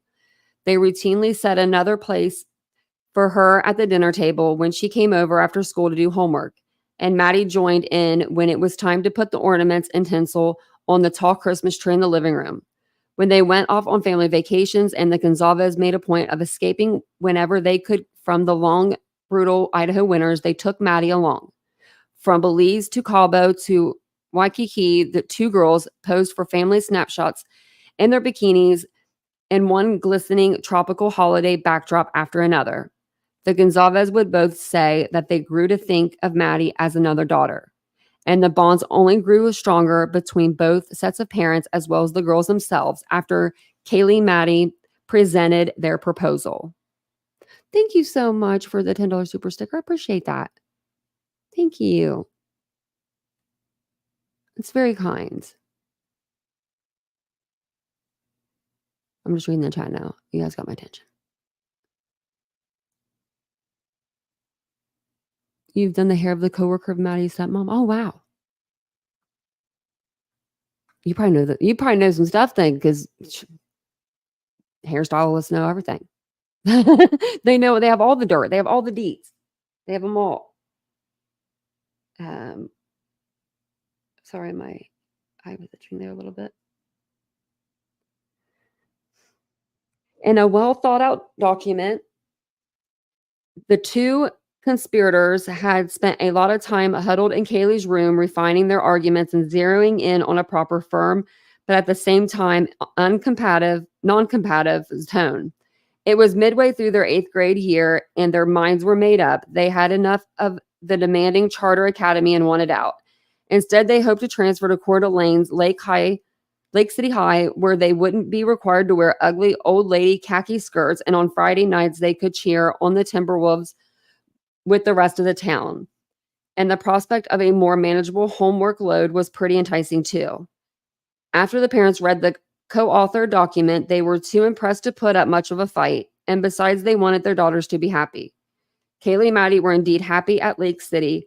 Without trying very, very hard, they did well in their studies and had time for active social lives as well as family vacations. They went to parties and to proms. They cheered on the Timberwolves during Spirit Week and wore short black dresses to homecoming dance. On graduation day, they posed side by side on the green grass of the football field in their purple gowns, both wearing similar white dresses underneath. Kaylee grasped a pink bouquet in her hands because pink was Maddie's favorite color. I wouldn't have wanted anyone else to be the main character of my childhood years, Kaylee wrote under Maddie's yearbook photo. And Maddie replied, I love you more than life, my best friend forever and more. Then in August, together, of course, they were off to the University of Idaho. But then something unpredictable happened. Maddie pledged Pi Phi Beta, and against all expectations, Kaylee joined Alpha Phi. Both were party houses, and both attracted the type of young women who, to an outsider's admiring eyes, seemed impressively poised and confident. So why had Kaylee and Maddie finally decided to put a pause in their hyphenated existence? Hyphenated, sorry. The answer might well lay in critical mindsets of the sorority members who were doing the choosing. The girls might not have received offers to join the same sorority, but many people came to believe that this decision was at its core of the girls' own doing. They had come to college eager to spread their wings, and the only way to soar, they had decided, was to fly off on their own. For the first 3 years at the university, while they remained best friends, they also enjoyed new independent lives. Their sororities kept them busy, and they were both industrious students. Kaylee was enrolled in the university's College of Letters, Arts, and Social Sciences, and she was breezing through it with flying colors. In fact, she'd taken sufficient additional courses each term and done so well that she planned to graduate early at the end of the fall term of her senior year. Maddie, who was a marketing major, made the dean's list every semester and accomplished this feat while working part-time as a waitress at the Mad Greek downtown in Moscow, and also handling the PR and marketing duties at Phi Beta Phi. And there was something else that couldn't help but drive them further into their own worlds. They had each fallen in love, and like all true first loves, it made everything else in their lives seem trivial. Okay, so that's chapter 10. We'll stop there. And I'll play the podcast. Let me, I didn't realize my camera wasn't on. Oh, and I have my other picture up there too from the other live. We did a live on my second channel. If you're not a subscriber over there, go subscribe. I'll put the chat in the link. Oopsie. I did it again. I hit the buttons and I did the drum roll. I don't know how to do that. What does it do? I don't know what that does. It's really weird. I don't mean to do it. My computer's doing funky things. That's what I said last night too. It's like, I don't know how it does that, but it does. Okay, I'm just closing out some random windows. Let me know if you guys have any questions over this case, any questions at all, like anything at all. There's not a dumb question. If you have a question in something, you're like, oh, I don't want to ask. I don't know. You can ask. We're not going to judge you. Let me get this up here for us. And I'm going to try to let her play and just, we're going to listen to Nancy because I didn't have a chance to listen to this yet. It came out like right before I came on the live tonight. And the drum roll, the drums. I'm like, I'm going to make a song out of that. I don't know how to do it. So the first part of this, like, you don't have to watch part 1 really to watch part 2, but go back and watch part 1 if you want. We did that a couple days ago. So Nancy Grace and Howard Blum teamed up and they're doing a series. I don't know how many parts yet because she didn't say, but they're doing a series together where they're talking about, the case and Howard Blum's book. And Nancy's saying all the things that she learned from Howard Blum's book, which is just Howard Blum. He's kind of just like the things that we've been given and then maybe using a little like common sense to kind of just, putting things in place.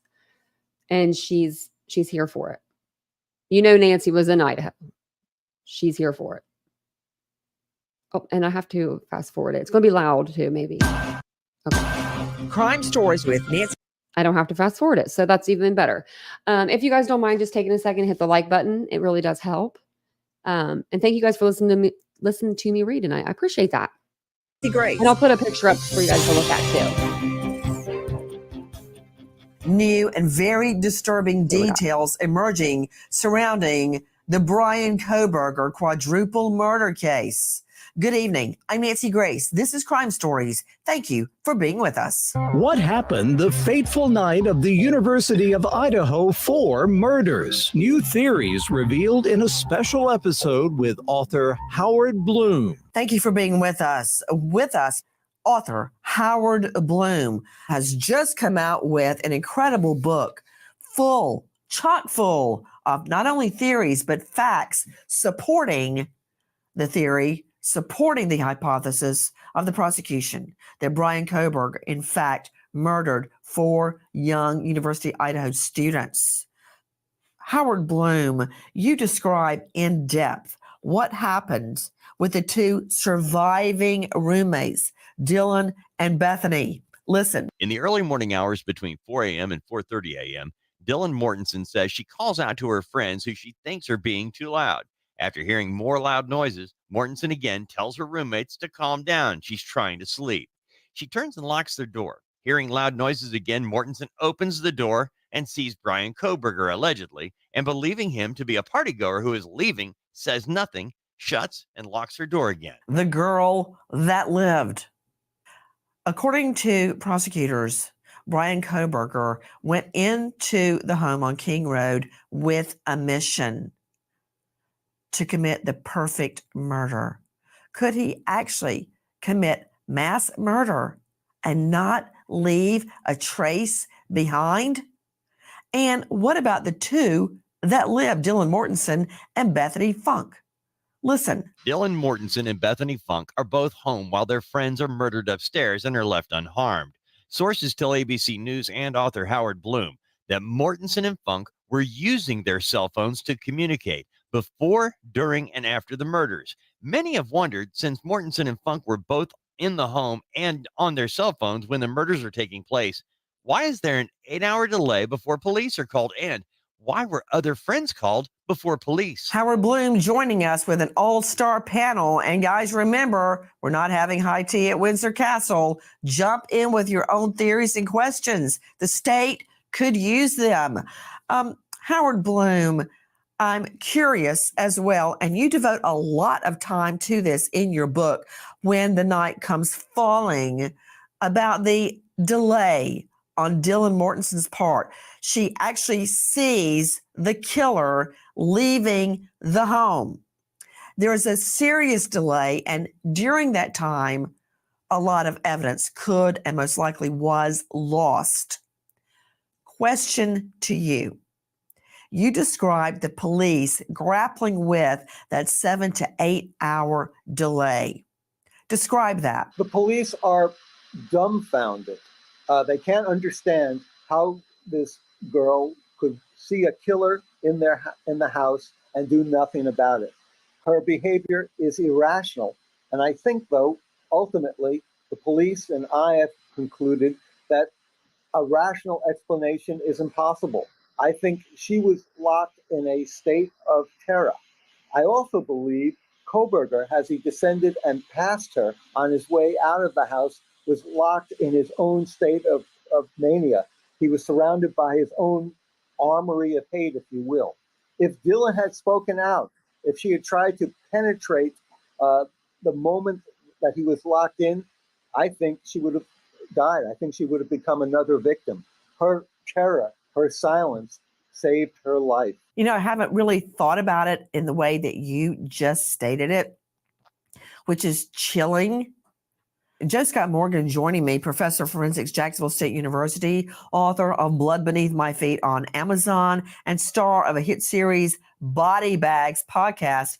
Joe Scott, we've gone round and round about Dylan Mortenson, more so than Bethany, because Bethany, while there, did not see the perpetrator leaving. That's why more focus has been on Dylan Mortenson.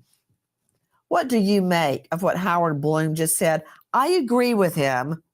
If she had uttered a sound, she would be dead right now. I agree. Here's my perspective. I think that there's an element to this where Kohberger.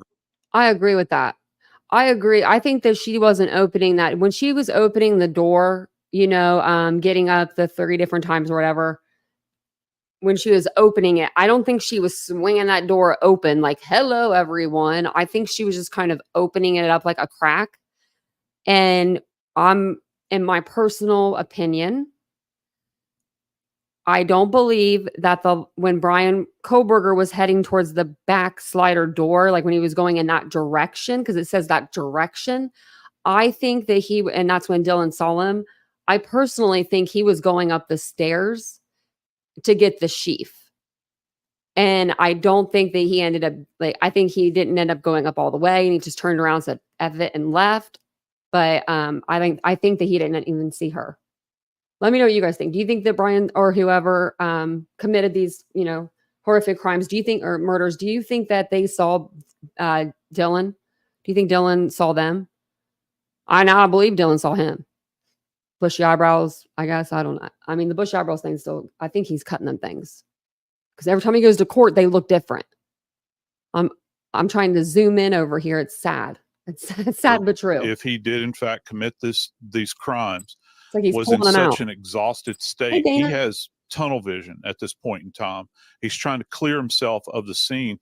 Think about all of the energy that he has expended at this point in time, starting on that top floor where there's just a slaughter that has taken place allegedly at his own hands, and then to be surprised by the other two residents on this floor with Zana and Ethan. He has to encounter them and make his way past them. I don't know that people, and I hope people never do, understand the amount of energy that would go in to try to commit this kind of heinous crime. And so he's locked in. I think that probably if she had in fact spoken, she would have just become an obstacle to him that he's trying to defeat, to make his way to that door so he can get out and get in that car and leave. Much the way, according to Howard Blum, Kaylee Gonsalves became, let me just say, an impediment because of the ferocity of the attack on Kaylee Gonsalves. And her father said that he believed Kaylee was the target. Now, Blum is saying Maddie was the target and Kaylee was in the way. So that supports what you're saying. But I want to follow up with Dr. Angela Arnold. I want you to hear this, Howard Blum and Brian Stewart. You often have to go to State of Mind as a trial lawyer. Dr. Angela Arnold is with us, renowned psychiatrist out of the Atlanta jurisdiction. You can find her at angelaarnoldmd.com. Dr. Angie, let's analyze what we've just heard. How or could I use that at trial to explain to this jury why Dylan Mortenson did nothing? Now, I have defended Dylan Mortenson from the get-go. Dylan Mortenson is a crime victim. Let's not forget that. Before everybody heaps on what she did wrong. Okay, she did nothing wrong. She had been out like many, many thousands of vandals. That's the college mascot. Drinking and having a good time. There was a football game that weekend. She comes home. It's really late at night, around 4 a.m. She's been partying. She hears a noise. She hears the dog. She hears her roommate saying something, and she gets up. In that state of mind, how did she know who he was, that he was a killer? How did she know he wasn't just someone visiting and leaving? People were ordering food. People were going to sleep. They've been partying all night long. It's 4 a.m. Is that why she didn't call 911? Now, the crux, the rub is going to be what's in those cell phone communications between Bethany and Dylan. But can you think of, as a psychiatrist, a rational explanation as to why Dylan did not call 911? Yes, I can, Nancy, because let's just remember, these are kids that are in college, they're partying, it's close to the end of the semester. Would anyone in their right mind think, oh my God, there's a killer in the house and my friends have been killed. I am sure that didn't even enter their minds. There was noise. Apparently, there was always a lot of coming and going from this house because they're just kids in college having a good time, right? That was the culture there. So she did nothing wrong. I have a feeling that with all of the communication back and forth and everything, she had no idea who he was. She didn't recognize him. He was just somebody walking through the house, and she was probably a little bit scared because of the noise that she had heard. She was a little bit in shock. I don't know. I don't know about her being scared, because if she was scared, she would have called 911. I think she was a little bit drunk. And maybe she was, Nancy. And so if she was, it's not like she was out driving and drinking. She was in her home. Hey. And drinking, slow down. Sleeping it off. Slow down, Nellie. You're preaching to the choir right now. I'm on Dylan's side on this. You heard it from Nancy. Malcolm Gladwell here, back with another season of Smart Talks with IBM. We're diving back into the... Introducing Drop, the I think with the bedrooms, everything they had, I'm sure it was a mess. I'm sure you're right. It was probably a mess in the room. But I know, like Maddie's room, for instance, when you walked in, there was a bed and a desk. It was not real furnished. And then like a side table. I can actually show you a picture right now. Just happen to have this up. A lot of the stuff on this app though is gone, and I don't know why. I don't know what's going on with it. But it does still have like the desk, the chair. You see like the nightstand. It's all set up just like it was when they lived there. Oh, wait, I have to show it to you guys. I shared the screen, but I didn't take the banner down. I'm sorry. There we go. Let me make this a little bigger. Actually, I'll just cancel this and I'll go. There we go. So you can see, and then this would have been Xana's room, but I don't know if there probably was a dresser or something. Well, I don't know. The closet's right there. It's like a walk-in closet.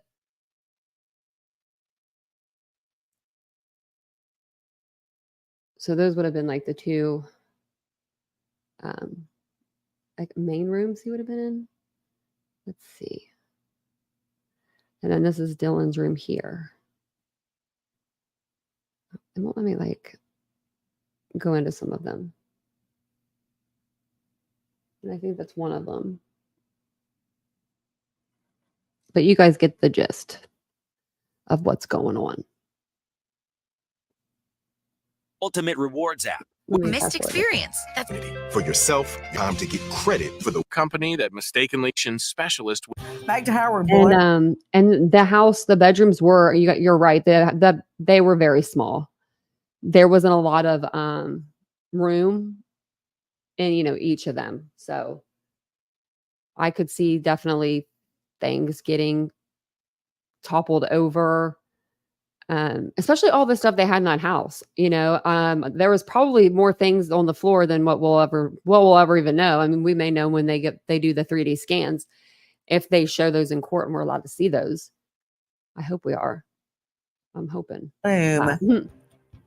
Yes, I can explain away why she didn't call 911.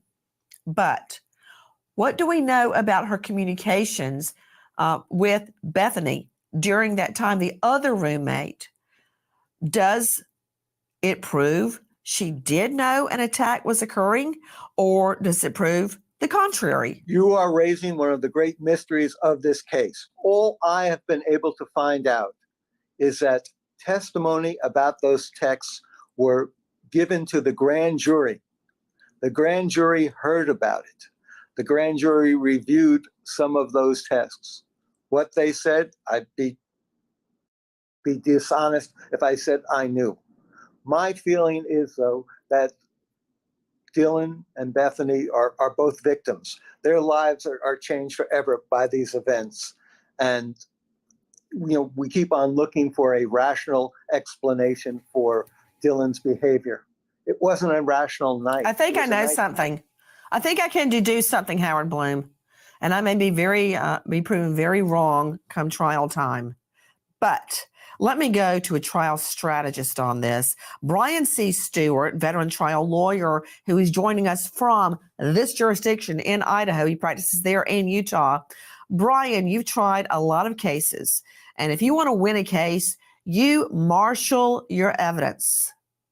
You have a plan, what you're going. I recall when I would write out, yes, I would write out every question verbatim for every witness. Of course, you have a plan when you go into a fight, but when you get a punch in the nose, the plan goes to hay, right? So you have a plan. Let's think about these communications. The communications between Dylan and Bethany. We know they were communicating by phone. Thanks to Howard Blum, we now know those were not phone calls. They were texts. Those texts were given to the grand jury who indicted Kohberger. Think this through. I have a strong suspicion, a deduction, that those texts were about, what is the noise? Did you hear the dog? What's going on? Are they still awake? Blah, blah, blah. Because, Bryan C. Stewart, if those texts were about, oh, my stars, somebody's in the house. Did you hear a scream? I thought I heard a fight. And text to that genre, I believe those texts would have been used as establishing a timeline. We would have heard about the nature of those texts if they were probative. In other words, if they proved anything. I think that's right. We would have heard more about them. They would have given us more information about what the girls experienced during that period. But to me, the fact that they were locked inside their rooms and sending texts rather than talking or going to find each other tells me that they were still in fear and didn't believe they were safe. Wait a minute. Bryan, I don't know if you know that my 92-year-old mother lives with us. And my husband just gave me the greatest gift ever. I don't like jewelry, fancy cars, or clothes. Don't even say fur. He gave me a granny cam. I love it. I can see what Granny is doing at night. Has she fallen on the floor? Is she wandering around aimlessly? Do I need to go get out of bed at 3 a.m. and go check on her? Her poor mother. She's fine, Nancy. She played the what are they called? The pipes at the church. She used to play. The woman can play music. She's fine. Nancy says she still plays on her lap. Her little fingers still go. Like I did the first 8 years she lived with us. How easy is it to text? Why do you want to get up when you're wearing nothing but a t-shirt, go out in the hall, knock on your roommate's door, and go, hey, wake up. I've got a question. What's going on up there? Technical term, I don't know if you've got it in Idaho and Utah, BS. Of course they're texting. I text back and forth with the twins. They're in the back of the house, right? That's not, I don't find that disturbing at all, Bryan. I don't either. But if they had heard some struggle, if they had heard any screaming, it would make entire sense to me that they would lay low and be paralyzed by fear during those hours. Okay, Chris McDonough joining me, director, Cold Case Foundation, former homicide detective, star of The Interview Room on YouTube where I found him. Chris McDonough, haven't we both agreed that these two roommates, Dylan and Bethany, they were the low men on the totem pole in that they got the bottom bedroom? And the house looks very different from the front than it does on the side, than it does from the back. In the front of the house, Chris McDonough, as Howard Blum so vividly lays out in his book, whoever has to live down there, you can't keep the light out, even if you use darkened curtains. Every time a car pulls up in that driveway, that parking area, and a lot of people do because it's a very steep and narrow road. It's one of the only places to turn around and go back down the descent of the hill. This house is near the top of a hill. And people are turning around and pulling in. It's a party house. Every house around it is a party house. Constant traffic. So the low man on the totem pole gets these 2 bedrooms. And that would be Dylan and Bethany. Ergo, therefore, Chris McDonough, they keep their doors locked and their curtains pulled almost all the time. That is an entry point to get to the other floors. So people visiting the 2nd and 3rd floor residents often come through that door. So they keep their doors locked, Chris McDonough, and their curtains closed. And that's why. And Bloom lays it out in his book. That's why the doors were locked. Yeah, absolutely. You're correct, Nancy. I would agree with you that, What'd the she point of say? entry would. Chris McDonough, curtains pulled. I'm Yes, going these 2 back. bedrooms. And that would be Dylan and Bethany. Ergo, therefore, Chris McDonough, they keep their doors locked and their curtains pulled almost all the time. That is an entry point to get to the other floors. So people visiting the 2nd and 3rd floor residents often come through that door. So they keep their doors locked, Chris McDonough, and their curtains closed. And that's why. And Bloom lays it out in his book.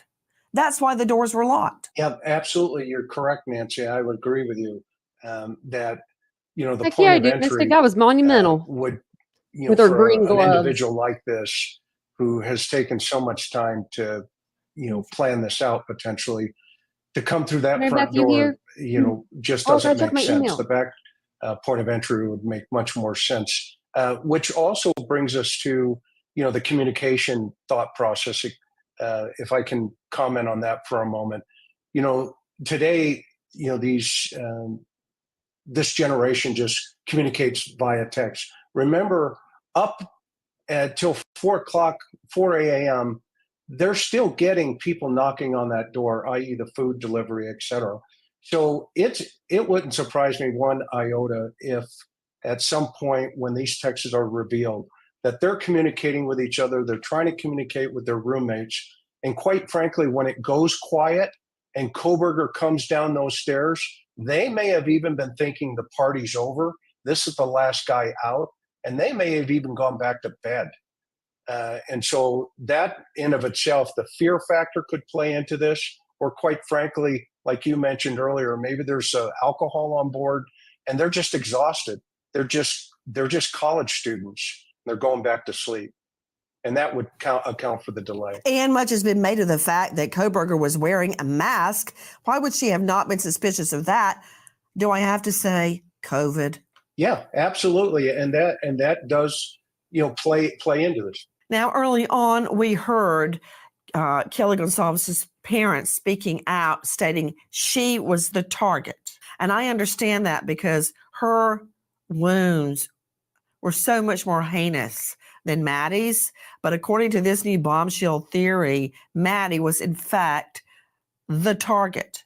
Also, we are learning from Howard Blum's new book, When the Night Comes Falling, that there is blood evidence that Ethan Chapin jumped up and confronted Bryan Kohberger to protect his sweetheart, Zana To Howard Blum, I know that you have researched this so much that it's may have become, SOP to you, but to us, the revelations that you make in your book are, let me just say, illuminating. Tell me the facts that support your theory that Ethan was stabbed as he was trying to protect Zana, and that after he attacked Ethan, he goes and says, "Don't worry, I'm here to help you," to Zana, and then kills her. What facts support your theory? Ethan coming up to confront Kohberger was testimony that was made to the grand jury. There's also evidence in the coroner's report that was shared at the grand jury that he was killed with one massive cut to his neck that caught his jugular vein. Has to Zana speaking out, first saying there's someone here, and then the assailant saying, "Don't worry, I've come to help you."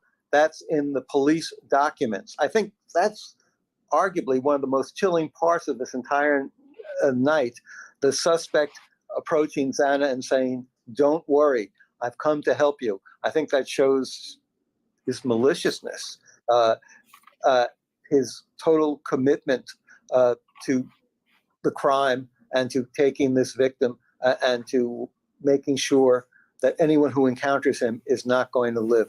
You go into each of the victims' backgrounds painstakingly.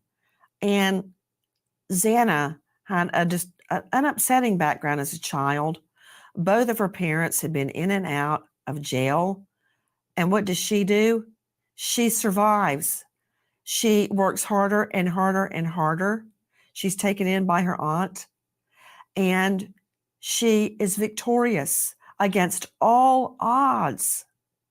And I am just imagining Joe Scott Morgan, her lying there in bed with her sweetheart, Ethan. And, you know, I think you were with us at some point at CrimeCon before last. Did they say Joe that Scott, was? I when didn't I know finally that. got to meet Ethan's mom, who is just amazing. No, you were not. I didn't hear that part, but if they said that, I would think that would be not true, because what door dasher is going to know to go to the back side of the house, you know, to drop the food off? You would pull up, you'd see the 1122 on the front door right there. That's where I would leave it. You wouldn't see me walking around no shrubbery and grass just to go up and get someone a DoorDash order. With us. But then later when you were speaking, she stood up and started But I talking. ran and grabbed a drink. So that's during your address. And what a woman, the strength that mom had. All we know is that she saw him and she saw like the prominent eyebrows. I think his head might have been like down a little bit. Well, he had the mask on, covered his mouth and his nose. So the only thing that would have been exposed would have been his eyes and forehead. So, you know what I mean? Like that. Ugh. I don't know if I would notice someone's eyebrows. I probably would, I guess, maybe. And she just remembering her and what she said to me at CrimeCon still strikes me to this day. To you, Joe Scott, regarding the evidence, the blood spatter, the blood trail, the blood transfers, and what Howard Blum is saying, I want to merge those.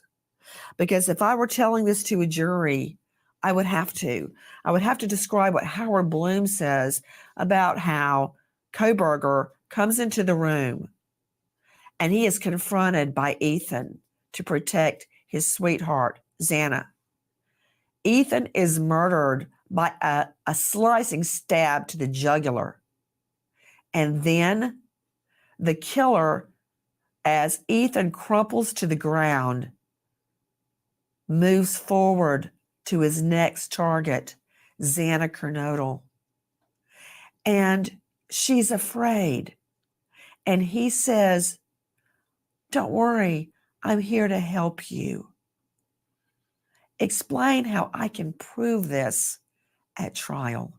I think that when you think about progression, we talk about in forensics a commingling of evidence. And from the start with this case, and you're trying to tie in the timeline, you're going to have commingled blood evidence that you're going to find at the scene. And what I mean by that, Nancy, is that the two victims upstairs, if they were in fact the first, Kohberger, allegedly would have had blood evidence on him, and not just on him, but also this weapon. And as he's advancing into Xana's room, he's already taken Ethan's life with the slice to the throat. He's going to advance on her. We know that there's very specific contact between the perpetrator and Zana. She fought back as well, Nancy. We have indication that, at least through one report, that she had a defensive wound on her hand that actually went down to the level of the tendons. That means that more than likely, she probably grabbed hold of this blade and then it's withdrawn and it slices through the palm of her hand.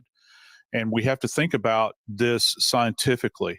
It's hard to dismiss the emotion, but you have to think about it as far as the progression. If you want to try to zero in on this and get an idea as to the order of these events. I think probably the biggest thing that this jury is going to see in this case when they see these crime scene images, Nancy, is that both of these locations, both of these rooms are going to be bathed in a lot of blood evidence. The big question is, how did he clear that house without transferring a bunch of blood evidence to either other locations in that house or certainly within the confines of that car? How did he escape that without having blood all over the place at his apartment, for instance? That remains to be seen. You know, Brian C. Stewart joining us, veteran trial lawyer, managing partner at Parker and McConkel. He practices in this jurisdiction, Idaho and Utah. You know, the defense is really going to have a heck of a time because the predatory nature of what was said to Zana. Think about it. Think about it. I would lay it out for a jury just as I believe it happened. Kohberger walks into that dark room. Ethan jumps up from the bed. He approaches Kohberger to protect his sweetheart, Zana Kernodle, who's still lying in the bed. He's immediately sliced across the jugular and falls to his death. Right here. He then advances on Zana, who's lying in bed, and he says the deceiving words, "Don't worry, I'm here to help you," before he murders her. He is well within his wits. He is prepossessed of mind, and he has the wherewithal to lie and deceive Zana. The predatory nature of his advancing silently towards Zana Kernodle is bone-chilling. I think the evidence clearly shows that he was clear-minded and intentional about everything that he did that night. And while we have to prove mens rea or a mental component in order to get a conviction, that doesn't necessarily include the motive or motivation for why he did the crimes. The mens rea would mean that they have to prove that he intended the actions that he did, which he clearly did, and then that he intended to take those lives. And it's impossible from the evidence that's available to say that he didn't intend to stab them, that he didn't intend to take their lives. And it should be chilling, bone chilling, and to understand the ruthlessness of his actions. How you doing? How y'all doing today? Good, good. Take a look at your driver's license real quick if I could. See, he's right up on that van, man. He was right up on the back end of that van. Pulled you over for tailgating. Is this your car? Okay, cool. Where are you headed? Well, we're coming from WSU. Where are you headed? He later says we're going for Thai food, and the dad's like, what? You were seeing body cam video when a Hancock County, Indiana Sheriff's Department body cam, when they pull them over and ask to see Kohberger's driver's license. Now, it was argued back and forth, and I claimed vehemently that this was no coincidence because there were 2 pullovers by local LE law enforcement in one trip home. When does that happen? How often do you get pulled over? I rarely get pulled over. So you get pulled over twice and you never even get a ticket? Oh no, that's stunk to high heaven. With me right now, Howard Blum, author of a brand new book, When the Night Comes Falling, a Requiem for the Idaho Student Murders, which is amazing. And in his book, he outlines how these 2 pullovers nearly cost the FBI their investigation, or so they thought. Take a listen to more of the pullover. What's WSU?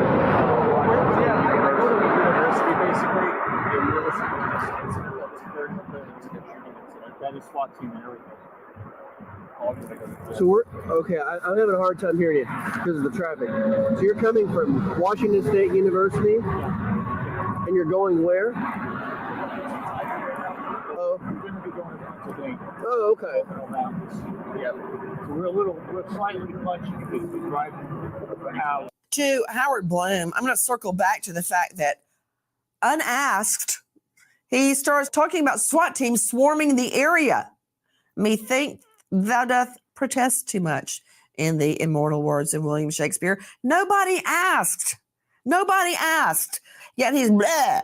He's just regurgitating, vomiting the information when nobody asked. But I want to circle back to the so-called hatbox operation that you described so well in your book, When the Night Comes Falling. Explain, and why did the FBI, who absolutely was following Kohberger as he and his dad across the country, thought that their entire operation may go up in flames? Well, as you point out, the FBI decided that Kohberger was a person of interest. They decided this earlier before they even told the Moscow task force.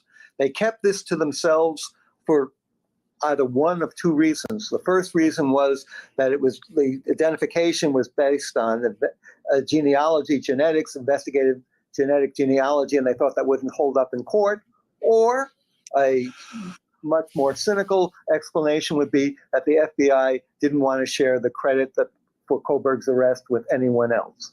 So they go off and follow him, and they have cars, they have a plane in the air that's following his route, and suddenly they see Kohberger being stopped, and they don't know what's going on, and they don't know what to do.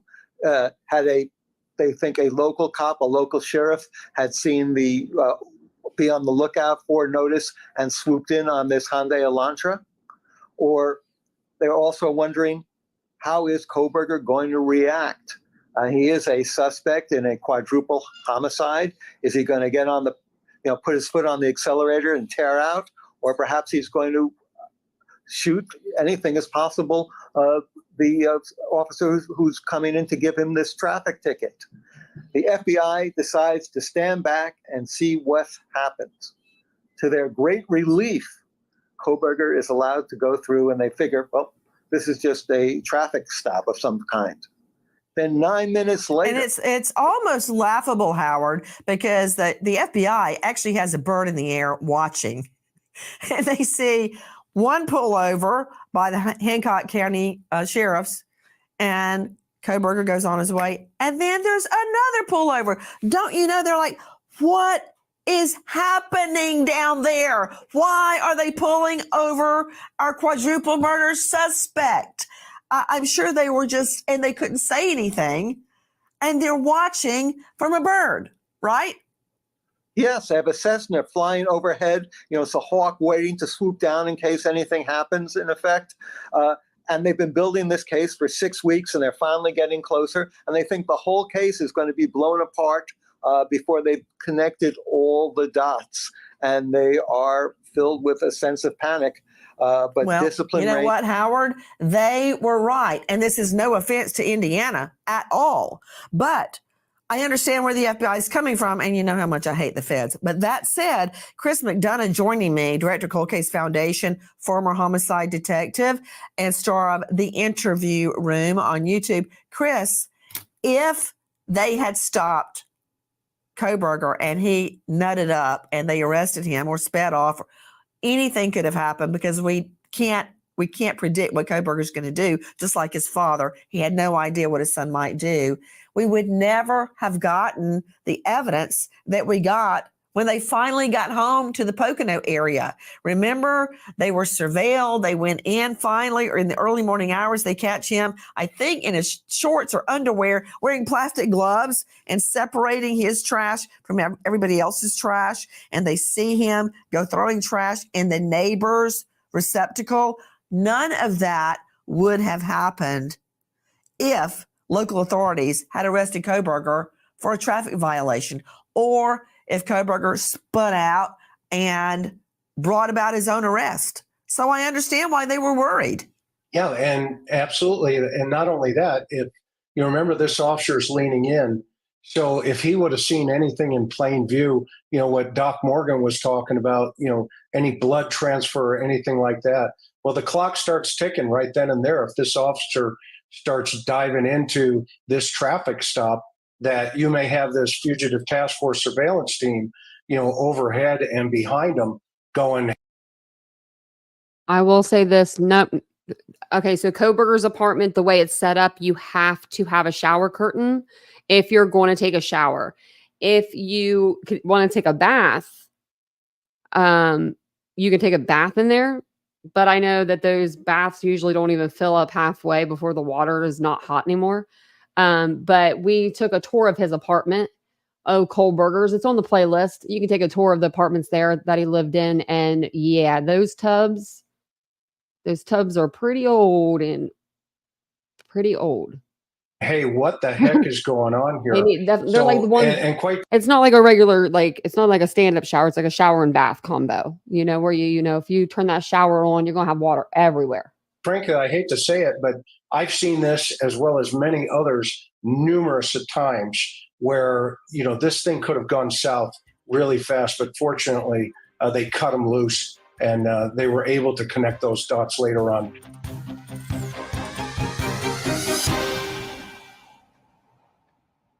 Malcolm Gladwell here, back with another season of Smart Talks with IBM. We're diving back. But wait, It's a new way to spray. You come back with the knowledge. You selecting your ideal. Say about some SWAT team thing? Yeah. Started today before the sun sets on summer savings. Crime Stories with Nancy Grace.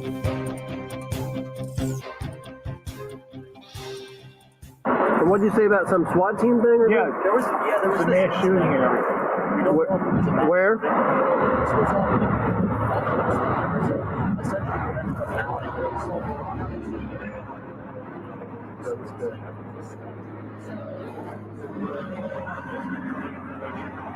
Interesting. Well, it's horrifying. These people in the universe, you know what I mean? Mm-hmm. So y'all. Talk about volunteering. That's Kohberger talking about the SWAT team as it related to a different homicide. But as you can see, he's going on and on and on about murders and SWAT teams that he wasn't asked about. And let's listen to more. Listen to the body cam. So y'all work at the university there? I actually do work there. Oh. PhD in criminal. Okay.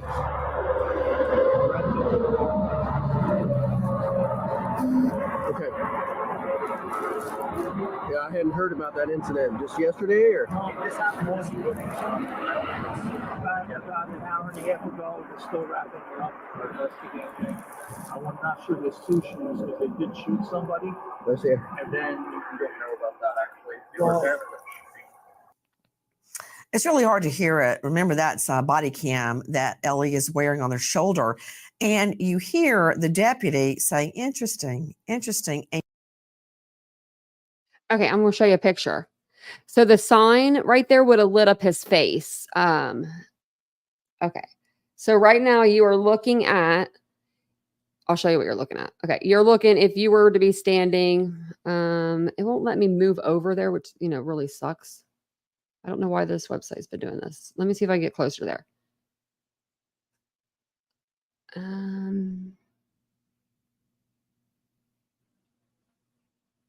Probably would have been just good just to be right here.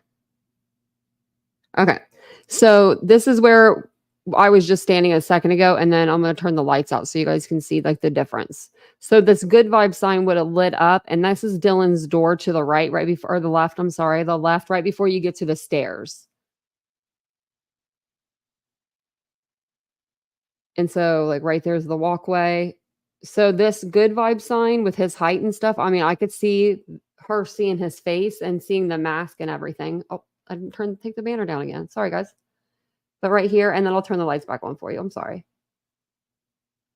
I forgot I had that overlay up. So this is without the lights. And let me find where we just were. Right here. Yeah. So right here's with the lights on. Just over, just over to the right, just a tad bit. And then without the lights. So his height, I'm pretty sure he would, you would be able to see like, a silhouette of his face. But you guys let me know what you think.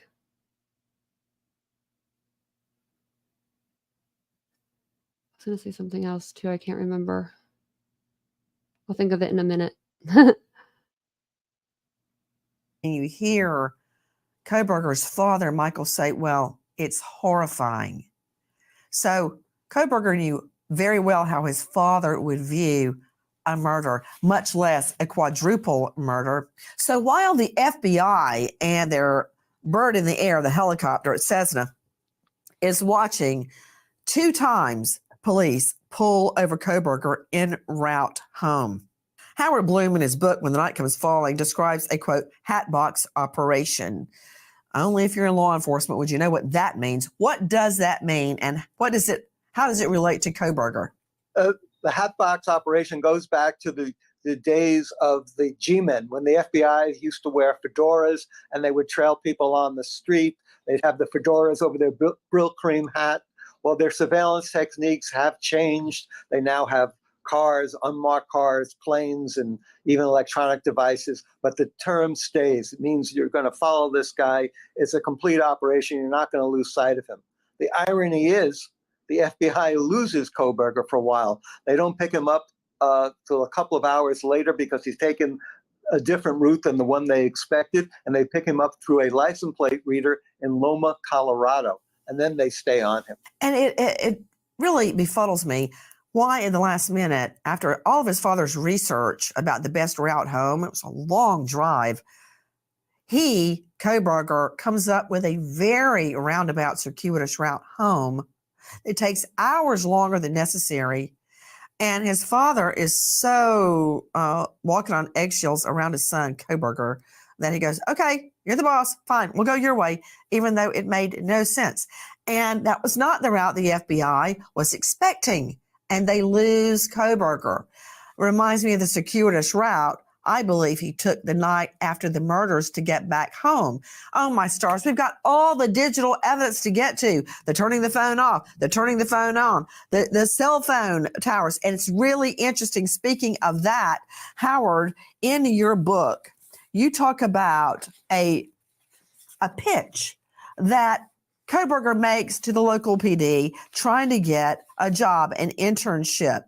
And you quote what he says in his pitch. And I found it really interesting how he would help rural police departments better analyze cell and digital data to incorporate it into cases and prosecutions, which tells me, of course, he didn't get the job, by the way, but it tells me how intricately familiar he is with digital evidence and supports the theory that he intentionally turned off his phone when he left the King Road address and when he went into the King Road address. Yes, no?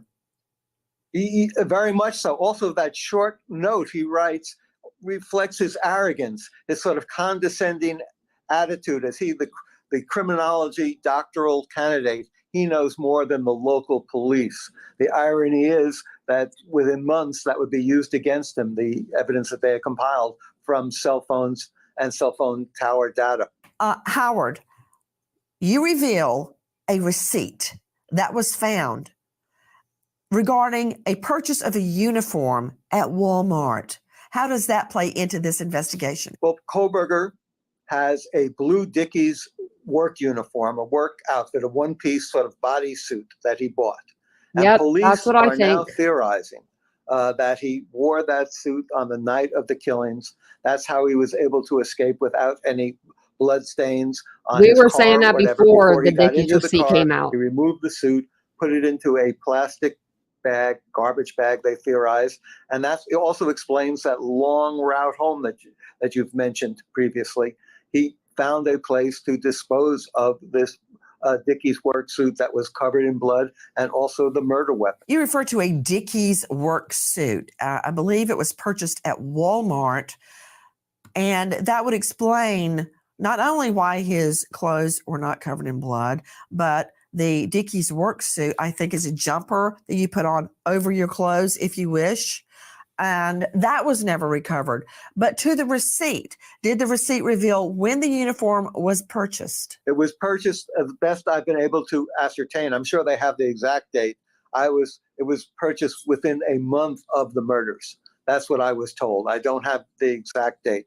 So not any time that he was working in systems. Remember, he had a job where he was kind of like a repair guy way back when. This suit, this Dickies work suit, was purchased just before the murders. And another thing, you go into great detail about the complaints filed against him at Washington State University by female students. And it went on and on and on. It wasn't an overnight thing. The faculty, the administration there went to great pains to document what was stated and to give him a chance to explain it. But you describe, Howard, the whole way home, how Kohberger was seething about what had been said about him by these female students, and more important, how he was going to beat the rap and how they could not fire him. He was going to fight back. Little did he know, they had already sent an email telling him it's over, or sent him a letter telling him it was all over. But that seething that you describe in your book was riveting. Yes, when he takes his trip across country with his father, he's filled with rage. At the same time, I believe he thought he was going to be able to return to Washington State after the Christmas break, and he would start teaching again. He thought if there were charges up against him, he could talk his way out of it. That's what he kept on telling his father. I can beat this. They can't fire me without my having a hearing, and I can act as my own defense attorney, and I can convince him that I should not be fired. He needed this job as teaching assistant, paid for his $29,000 a year or so tuition and board. I looked at your sources at the end of your book, and I don't see the sources for what was said in that car, his seething anger about these women. How dare they complain about him? Are you keeping many of your sources secret? Well, I made arrangements with the people I spoke to that I cannot reveal their names. What I did do is pretty much where I started into this is what the FBI did.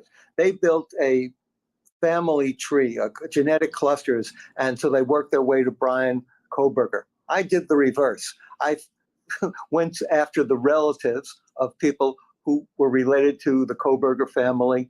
I kept on knocking on doors, reaching out to them until I got some of them who were in conversations with the Kohbergers to talk to me. And that was my primary sources. Also, there were people in the town who had also spoken to them in the whole Stroudsburg, Albrightsville area of Pennsylvania. In his book, Howard Blum describes at the very beginning the austere room where the murder case was worked at police headquarters. And he says law enforcement divided their facts, marshaled their evidence into two categories: empirical and rhetorical. Empirical, the hard evidence; rhetorical, the why. And that's what we are doing tonight. Again, Howard Blum, thank you for your book and for joining us again to part 2 of the analysis. And we barely scratched the surface, the analysis of what you have learned about the Kohberger investigation.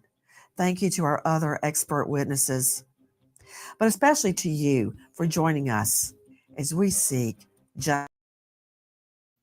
Yeah. Thanks, Nancy. We love you too. No, Nancy is she's a little biased on this case, but I'll admit that, but, and Nancy's my girl. I love me some Nancy, obviously, but I can't say she's wrong. She's probably right on all of it or most of it. I'm going to give her the credit of that. She was a prosecutor for a very, very, very, very, very long time, and she never lost a case. So I'm going to put my faith in Nancy. Don't do me dirty, Nancy. Just don't do me dirty, right? I was going to tell you a couple things though before we went.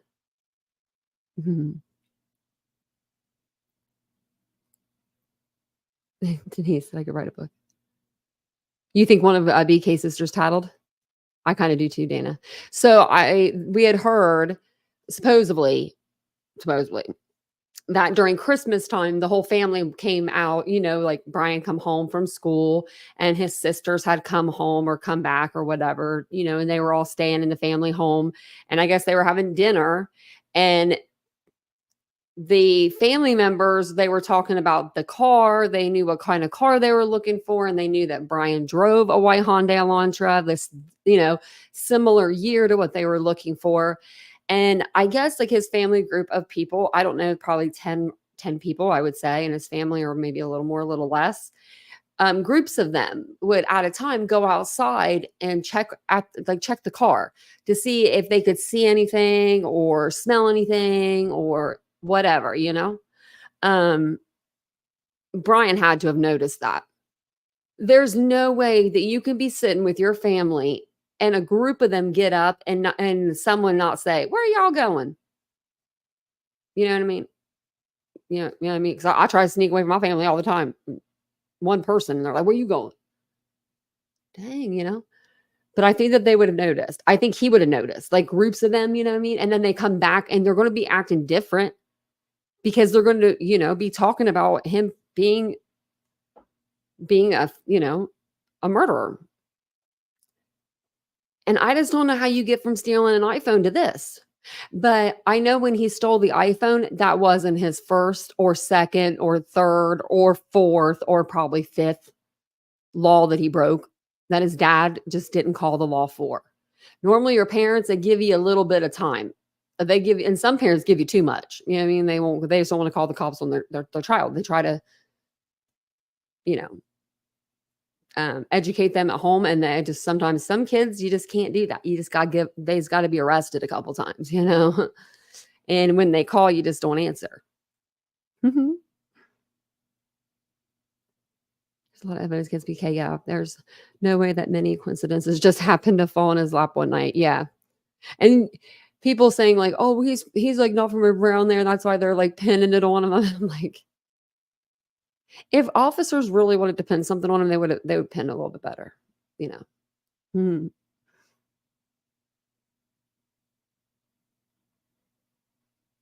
book is fiction and disgusting. Yeah. Yeah. Demon Dog did come before the end of the trial. Yeah. I know. I'm like, that's why we're going to read and see what it's about, because, what is his name? Robert Patterson. I like his books. I used to like his fictional books or whatever. But he's coming out with a book about the Idaho case, but he's waiting until after the trial. Like he's waiting through he hasn't, I mean, he's writing it right now, but he's not, he's not doing that. Yeah, he got 400 for it. Yeah, but Ladybug, that wasn't the first time he had done something stupid like that. You know what I mean? Like parents, like normally your kid, you let your kid get away with a little bit. I wonder how much my parents would have let me get away with. Probably everything. I'm just kidding. They wouldn't have. They would not have let me get away with anything. 51 terabytes. I know. And DM and Anne was like, "Well, that we got 51 terabytes." As she's standing there asking for more discovery, right? And she's talking about how she needs more time to go through it. And I was like, if we had that, we would have already went through the whole 51 terabytes. Like for real. I don't care how many videos and movies. I've heard it all, Vincent's in IT. So I know how much data that is, but we would literally be watching it. It's a ton of evidence. And a lot of it, like the 51 terabytes, they probably won't use it at trial, but it's good to have all that surveillance. And I think that the house at the 1112 King Road, the blue house to the corner of it. I think that light bulb camera is going to give them a better view than they actually anticipated. Because remember, I bought one. We did the little experiments with it. It's pretty clear. I mean, it's real clear. like my car, you guys couldn't tell which one it was, but I was pretty far away. It was a lot further than if he were to be at the house. So I was like almost a football field away.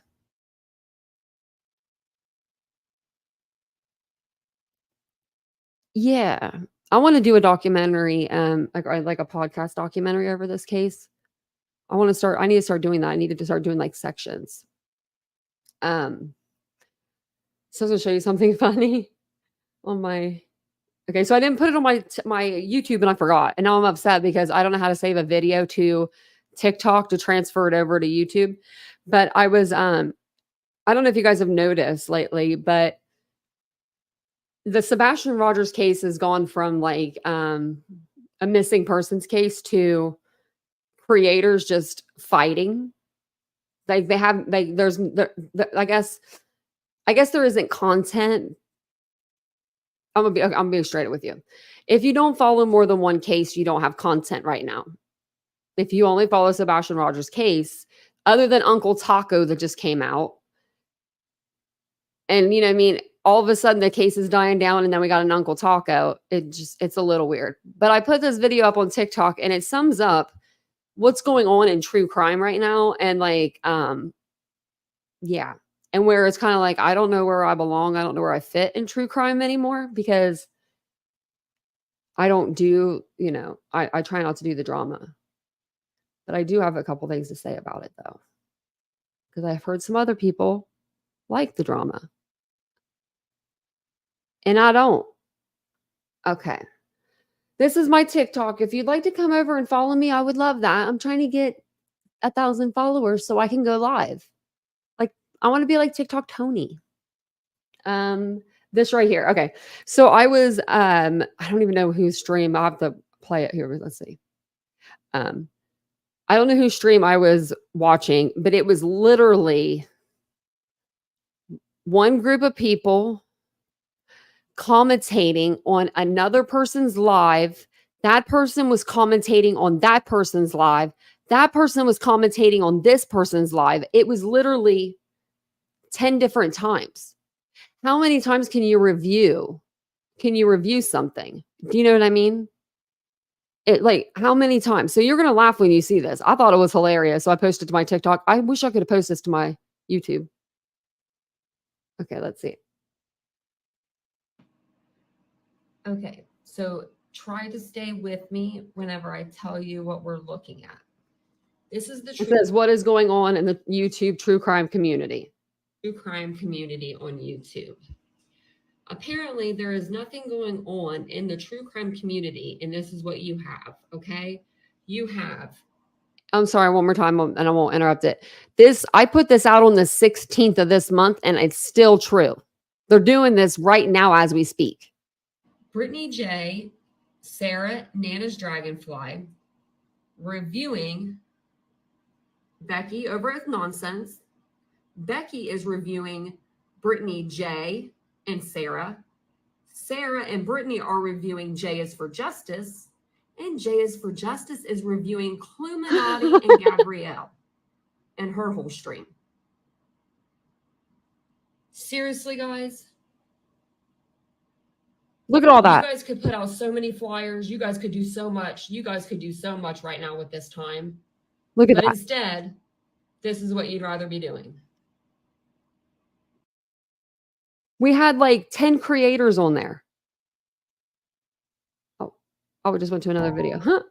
I'm like, what to do? But yeah, I was like, I couldn't even believe it when I saw that. I was like, oh my gosh, we've got this creator commentating on this creator, commentating on this creator, commentating on this creator. And I was like, oh my Lord.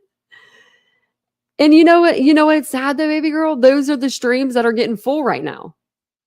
And to tell you the truth, it's like I thought we were here for true crime. But, you know, that's okay. This is called new content. It still make me lazy content creators. Yeah. Small-minded, spirit junkie. Yeah. Very small-minded. I over here on this channel, if you like listening to multiple cases, but not getting confused, because I'm really trying not to like, I was pulling out a lot more cases. I'm trying to like keep it to a certain amount so we can really dig into those. But if that's what you're into, you know, like just a few different cases, not going over the same thing every night, this is the channel for you. Plus, we have the nicest chat. We do on YouTube. I'm not even saying that because it's my chat. I know people say, I'm not saying that's my chat. You all are the bee's knees. Where's Mary Beth? Where's Mary Beth at? Because that girl is one of the rocks that holds this channel together. She really does. She really does. She helps me out so much. If you guys are not aware, a lot of you guys help me out especially when you greet people when they come in the chat. I really, really thank you for doing those things. Because sometimes I don't see a name because it's just, you know, I have the one eye. I don't see it. And then you guys will say hey to them. And then I'm like, oh, you know, and then I know they're in the chat. So what about when they're all terrible spirit junkie? I said they're all terrible. I think she did too. I'm like getting worried about her kind of. She never leaves. And I emailed her back. Let me see. Mary Beth is such a sweetheart. Yeah, we'll sit on here for a little bit. We'll see if she comes back in. Oh, what if I could pull that up? I want this so bad. I don't think I've ever shown you guys anything like before that I've actually like wanted. Where'd it go?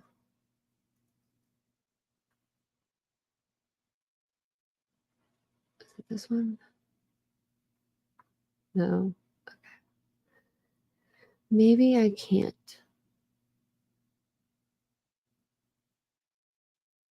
There was oh, it's this one. I want this really bad. I want to show you guys because we're sitting here for a minute. That'll let me. Oh, I don't want to. Now I gotta go shop where the phone is.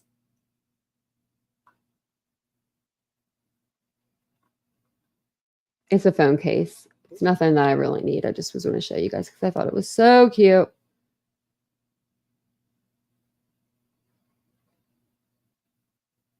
And it looks like something that I would have. Look at how cute this little phone case is. Isn't that the cutest with the little blossoms? I don't know, Harlow. So I heard that he did say the Uncle Taco guy is real. So I think we need to do a live over it. I thought about doing it tomorrow during the day. Because I think that would be a good live. And then we'll just break it up, you know, and then do the Idaho tomorrow or something. But I need to get Vincent to buy me this case. The one I have on it right now is this one. And then I have a wooden one. And then I have a green one. But this case doesn't fall out of my hand. I'm able to, you know, just, I love it. And I was like, this is so cute. So I thought I'd show it to you guys. In a couple weeks, you'll probably be like, oh, look, there she's got it on her phone. I don't know how much time do we have left in summer? We have a lot. We have a lot of time. We have lots and lots of time. There was a couple things I was going to talk to you about. I thought. So let me make sure, because there is. I'm trying to think of the best way to go about it. Let me see. Let me go into YouTube. Maybe that'll help. So in the Sebastian Rogers case right now, it's a lot of drama. That's all it is. There's no actual content out there. You have the clip channels, you know, that are clipping it. You've got true crime channels that are taking this case and going so far out of left field. It's not that they're saying Chris is guilty, Katie's guilty, and sticking to it. They're changing their beliefs as the chat's changing theirs. You know what I mean? Like they're trying to match the energy. They don't care what they have nothing. They don't believe in anything. They just believe whatever the chat wants them to believe to keep the story going. And to me, that's not helping this case at all. I don't know who this Uncle Taco is. I think it's freaking weird that there's this guy named Uncle Taco and he's playing, video games with Sebastian and Seth. I mean, if they knew each other really well, I heard that they knew each other. I don't know. But it's showing us that Sebastian was on the internet. And in the beginning of this case, they were all adamant that he was not on the internet. So, did someone lure him away? Because it can be a huge possibility. If you think about it, Seth got him a phone. He was at Seth's house, every other weekend or whatever. And he was able to use his phone. And when his dad wasn't at work, I'm sure there was internet access. I'm just sure there was. I'm sure he wanted communication with somebody. Would you want to sit somewhere for 12 hours and not talk to anybody for 12 hours? That'd suck, He's creepy. Yeah, Harlow, he is freaking creepy. And I heard about him for the first time today, too. I didn't even listen to it yet. So I'll listen to it tomorrow sometime. Or maybe we'll just listen to it together. I try to listen to things before I come on and listen with you guys. Because there's creators out there that, don't listen to shit and they just pop on their live and, they just mumbo jumbo it. And then there's other people that put videos and, put them on tabs and get them, ready to go.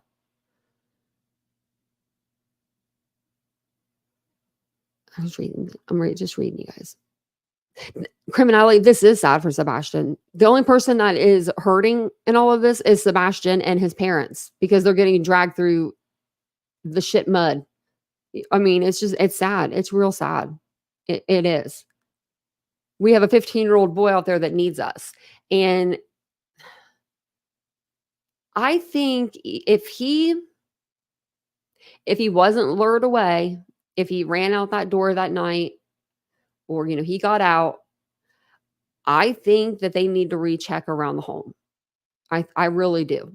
Especially if we get these test results back and these remains that were found, on Ennis Jocelyn Road, in the Caleb Harris case where he's missing, they found human remains across the street in the field from his apartment where his cell phone was last pinging around. They didn't find him there. So if that is him, maybe we need to do a little recheck. Bring the dogs back. I don't know if the dogs could have a scent after this long, but you never know. Just bring them back. But it's really sad. It's sad for Sebastian. It's sad for the whole family. I personally don't think that the parents had anything to do with this. I've just been saying that. I've said that from day one. I don't know. I just don't see it. But I do see just some things that are weird. And I've seen a lot of things that should have never been put out on this platform. And if it was me and that was me, I would be devastated. As a 38-year-old woman hearing those things being said about me, I couldn't imagine being a 15-year-old boy. The caves, yes, Tammy, they need to, because on that on the dispatch call, it says we went to the caves and we went inside the ones that we could fit into. Well, Sebastian's a pretty small dude. How big were these cops? And then they didn't check them. So it's like it didn't, and they never said they ended up checking them. So I was like, I saw a little of the vault this morning. I've only listened to her for maybe 2 minutes, but she was asking some good questions. I've never watched her channel before.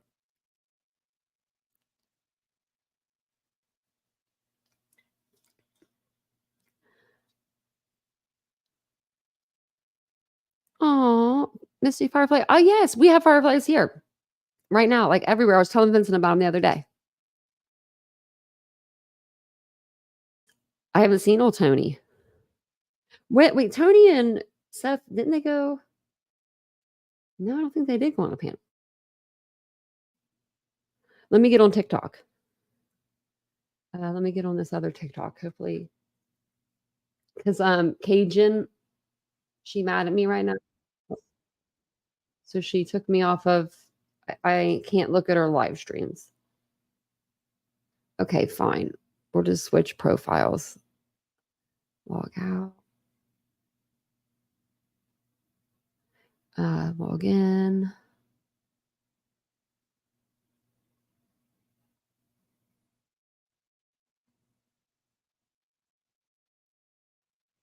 I'm just logging in under my business account. Oh wait, that wasn't my business account, but that's okay. That's just account I made. She's live. Let's see. Oh.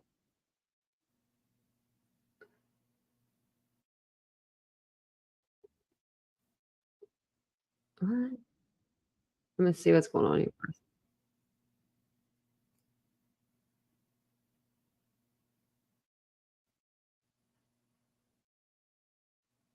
Wish they would say who they were like talking about. But Seth's not on here. And then how long have they been on here? I don't see it.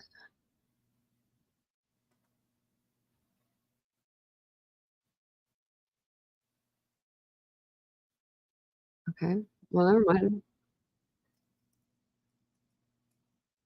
Oh wait, I meant to put Tony in there. Come on.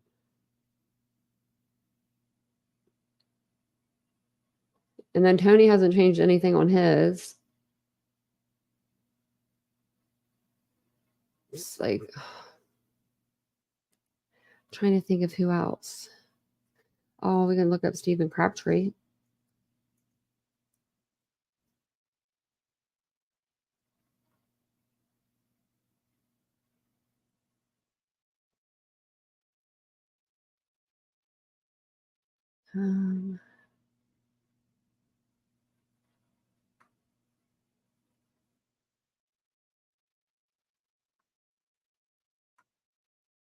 I don't know.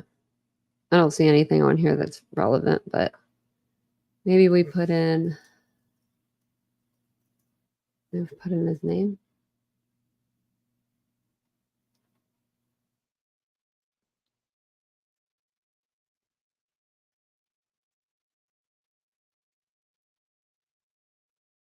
Well, there's somebody that says find Team Sebastian. I don't know. We've had so many different people come. Oh, I thought it was on the screen. We've had so many different people come into this case and come out of this case, So I don't know, Vivian. I think that they knew that I was a YouTube creator because I went in there one night under like TitaniumBuilt and they let me in before and it was fine. And as soon as I went in, it was like Cajun blocked you from the live. And I was like, what? So I only asked one question one time and it was a nice question. I said, is this a Sebastian Rogers stream? Because they weren't talking about him. Yeah, I haven't seen them either, which has been a relief. I wonder if they've been hiding from Betty, which Seth, he met up with Betty one time. I don't know why, but they give her some old flyers when there were new flyers have been printed out. Now let's see. It looks like Betty's taking, the night off. She's probably tired.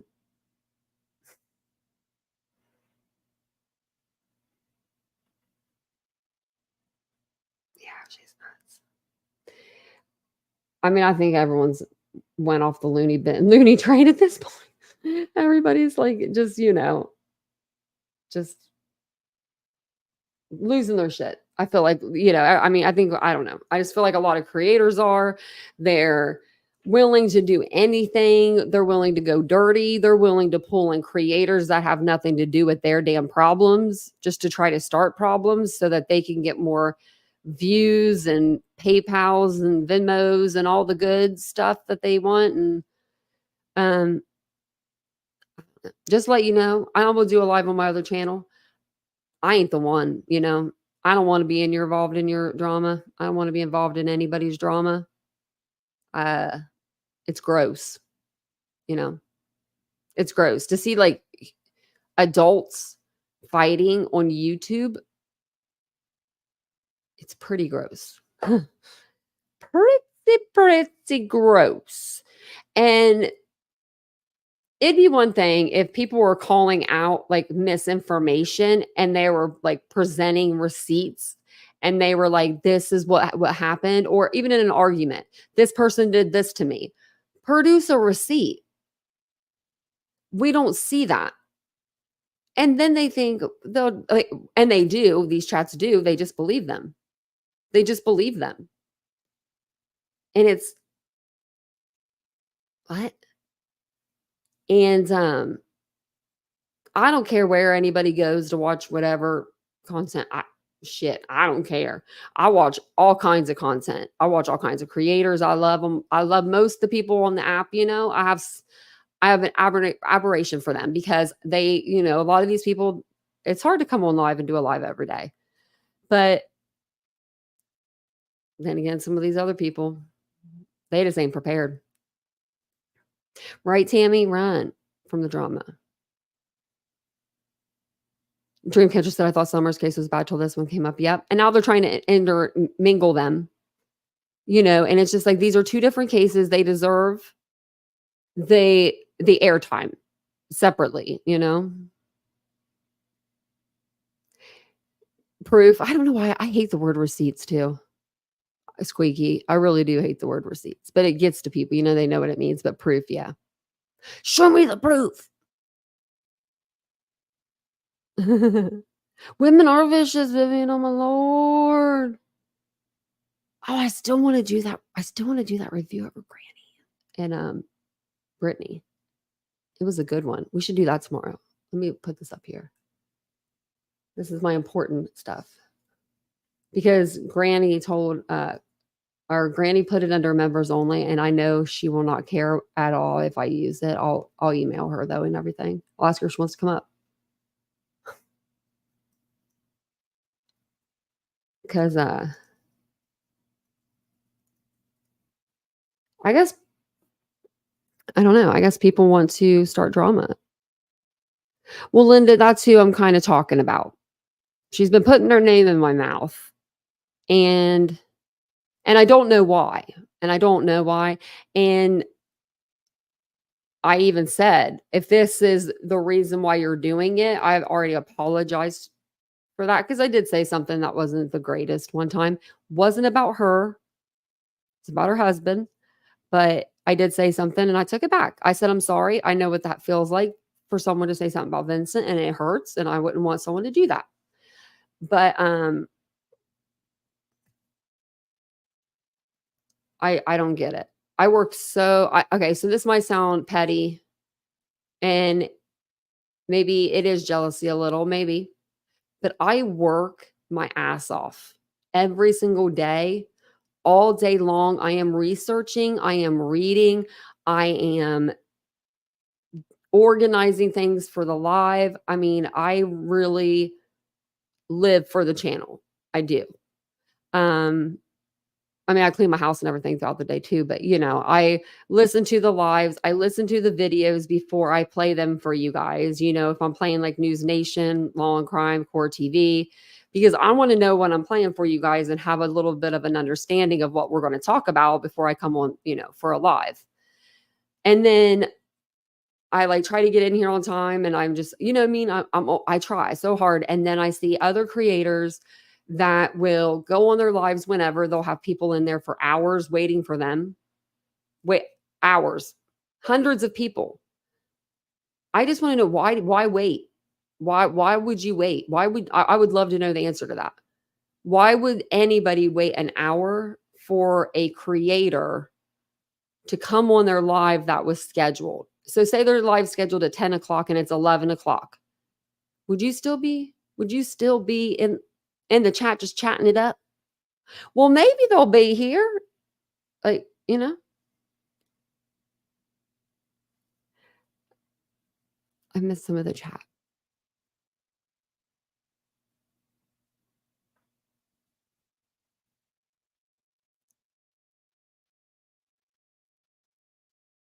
Squeaky, sometimes the word pledge was used synonymously with donation. Yeah. Well, and you know what sucks? This is the only thing that sucks is when I, because I'll hop in a stream and listen through, and it doesn't bother me until I can hear someone talk about me or something or say something. And it's not a lot. It's just like a one word jab because there's nothing to say. There's just nothing to say. But when I see like people that have been in this chat for like months and they're in there and just chatting like right along, and I'm just like, I don't know, it just kind of hurts my feelings. Like they might not be engaging in the actual talking about me, so I can't be too upset. But it's just the fact that, I mean, I don't know. I feel like I get protective over people because I know what's going to happen. I've been on this platform for 2 years. Oh, Dreamcatcher, she said she had to change her email for some reason. And I was like, oh man. Oh, show talk to text.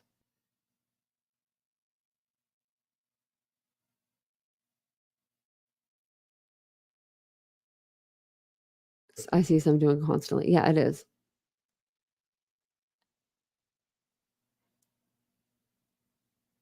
Yeah, Vivian. Yeah, I know. I saw it too. That's what I'm talking about. Like, I see these things and like, let's go over there. Let's just see. Now, I'm going to tell you right now. I think everyone loves a little good drama sesh, We all do. We all love to talk about people and how they work and how they, not like, mean. I mean, some people do, but how it works. When I started my second channel, I wanted to do just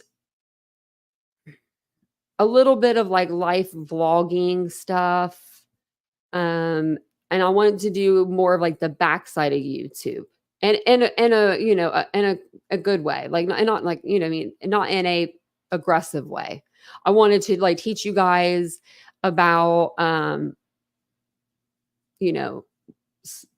grifting and things that creators do to get, people to spend their hard earned money on them when they shouldn't, in my opinion. And I wanted to use the channel for like trauma and things of that nature. And that's what I think we'll find a good spot for it. But I do want to do a lot more stuff over there. I think it's going to be a good channel. It's going to be a good way to vent. I just have to get out there slowly because I used to just like not even think, and I would just go live and start screaming or doing something crazy. But I don't want to do that, I know, Dreamcatcher, and I appreciate that. I still haven't found it. But I know that she did say my name a couple of times. And I'm just like, what? But it's just my name. It'll be like talking about someone else and then they'll say TitaniumBuilt. And I'm like, but what did I do? I didn't do nothing. And I mean, some people believe the bullshit. And that's fine. But I don't give you that over here. I think you guys know that. I try not to anyway. Yeah.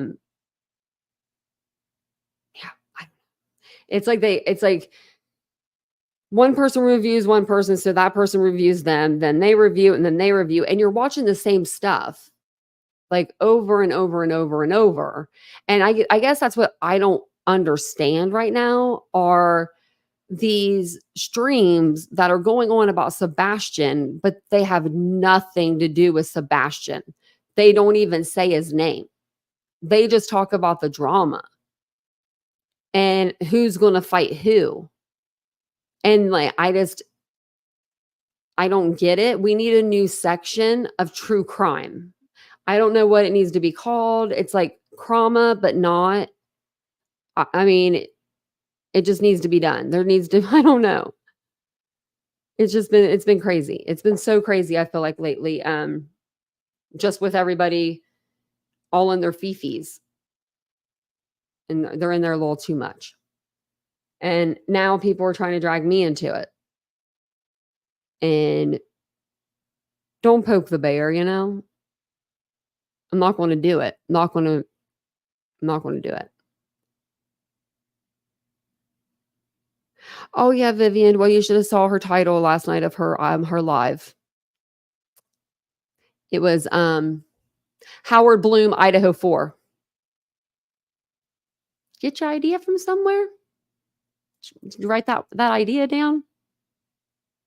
Because been doing that for this is my third night, you know, like what? And then she changed it to a drama stream. I don't know. I guess I just expected. I guess I expected more out of people, and that's what's sad. You know, I shouldn't have expected more out of people. You think you come to the platform, you go to true crime for true crime, and then what the thing is these creators, they go in their streams and they cry and they all poor me and they lie and they lie and they lie, and then their subscribers feel bad for them and start sending them money. And then they're like, oh, you're so sweet. You're the best. You're the best. Oh my gosh, I love you. Can you give me some more money? And then they get the more money. And they're not even covering true crime. So it's like, what genre is that? That's not crama. That needs to be something else. It's like the grift, crama grift. I don't know. I'm going to get like a pyramid or something and put people in there. She said you were a backstabber. She helped you get started. You wouldn't be nothing without her. What? Well, I've been here over a year in her 6 months, so it seems like you started first. Well, actually, she was started first like 4 years ago, but she was crama. I would hope anybody on our chat would be discourteous to you by talking bad about you in here. We protect those trolls coming in saying shit. I know you guys do. Thank you. Thank you. You know. And it's hard not to watch. I mean, I don't watch it. I literally, I actually heard it from people. You know, and I'm the first to say if somebody says they have an email and they heard it through an email, don't believe them. Well, I guess it actually does happen. And I was like, I had like 4 emails, like all about the same thing. And I was like, oh, wow, this actually does happen. You know.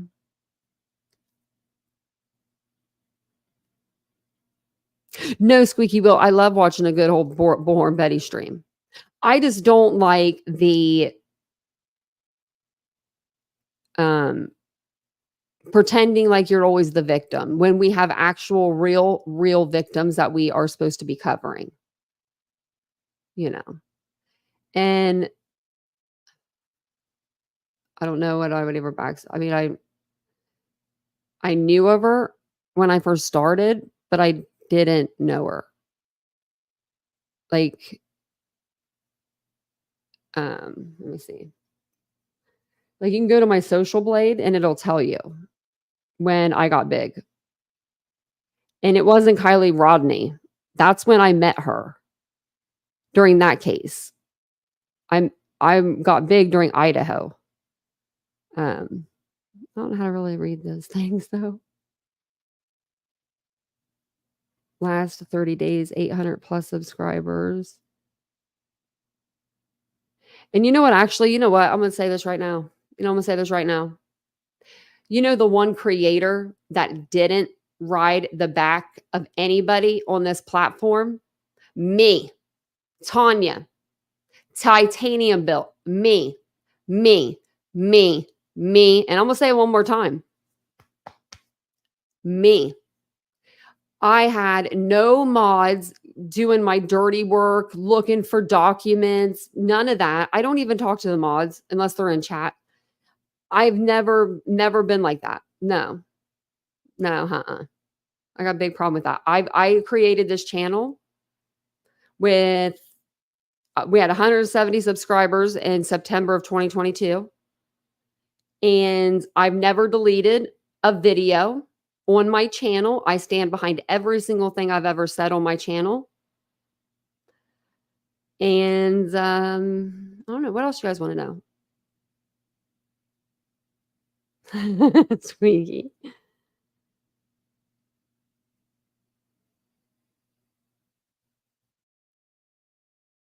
I just don't understand it.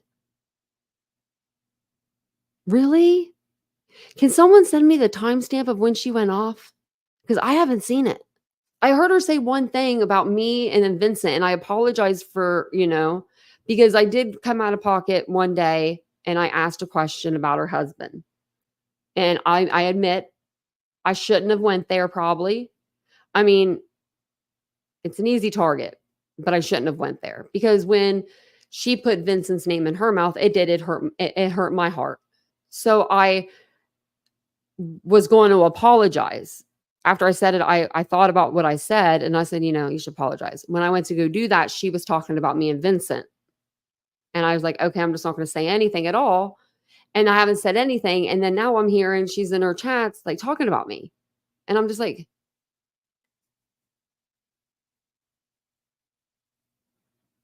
thanks, Harlow. You've done a few shows with people, but looked like teaming up to do a show to me, not anyone helping the other. Yeah, exactly.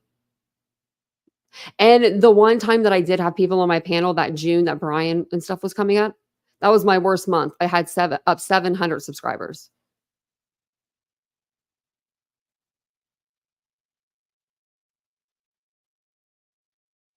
Yeah. Oh, allegedly with Brittany J. She's just trying to start trouble with me, I guess. It's just not the time, not the place, not ever. Because I'm real nice to people. I really am. I really am. And I want my channel to grow off of like organically. I don't want it to grow off of drama. And we've come a long way. I mean, if you think about it, we started this channel in September of 2022 and we're sitting at, let's see how many subscribers we have. 16,878. Now I can't complain about that. Can't complain. I guess Brittany J is. And I think it's because I go into Nonsense's chat. Hello, hi Nonsense. I'm a member of Granny's. That could be a big thing. That could be a big thing. But I see the receipts and I see the, I don't know. I just see the proof. But it was kind of funny because I said something about, just felt like I was being bullied. And the person was like, who's bullying you? And the person that said that is like one of the like top people in her chat. And I'm just like, oh my gosh. I'm like, oh my gosh. Okay. But I really don't get I thought that people came for true crime. And I know that when Brittany does do these drama streams, you see her chat saying, why can't we talk true crime? Why can't we talk true crime? And every time she'll say, well, I just have to get this off my chest. Well, that's every night. Go look. Any stream, click on a stream, she's going to be yelling. I don't know why. And I don't want to talk bad about her or anything, but I do have a question for her.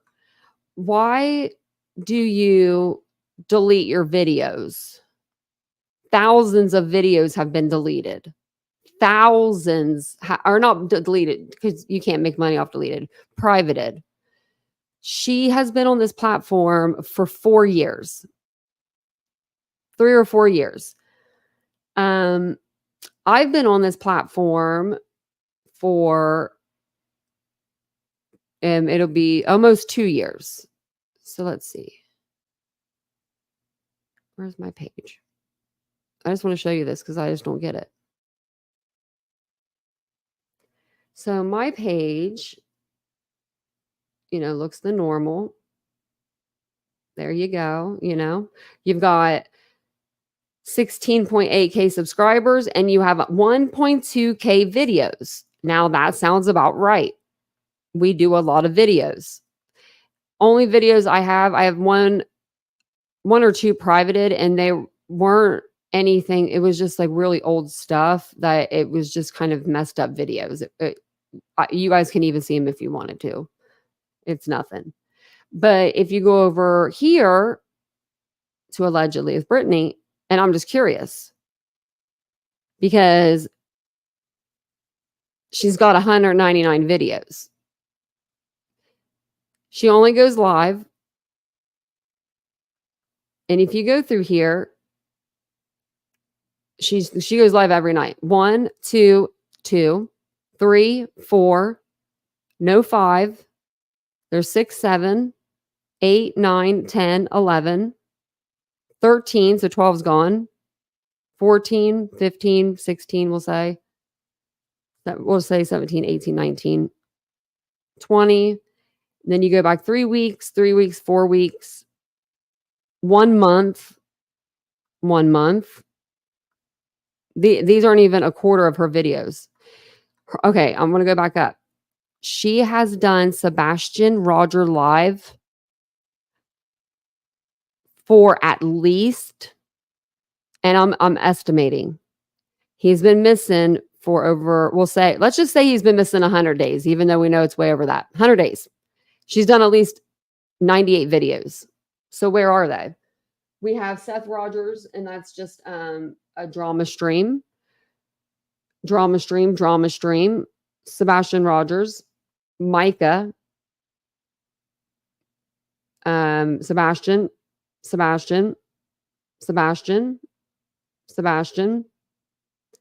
case discussions. Like, where's all these Sebastian videos? Maddie Soto, like, where are all of them? Like, Riley Strand. I don't know. I don't get it. You can go up here and you can go to the oldest video too. Her oldest video was 7 months ago. Like, why are we deleting our videos?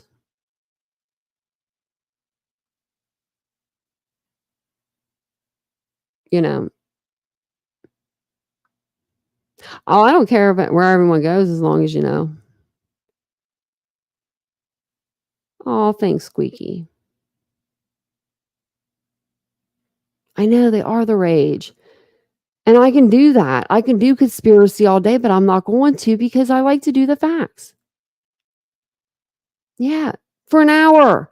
Vivian, you're so right. It's literally, and that's what I think, and maybe it's a jealousy thing, but it irks me because I put so much time into my lives. It may not seem like it. I may seem frazzled.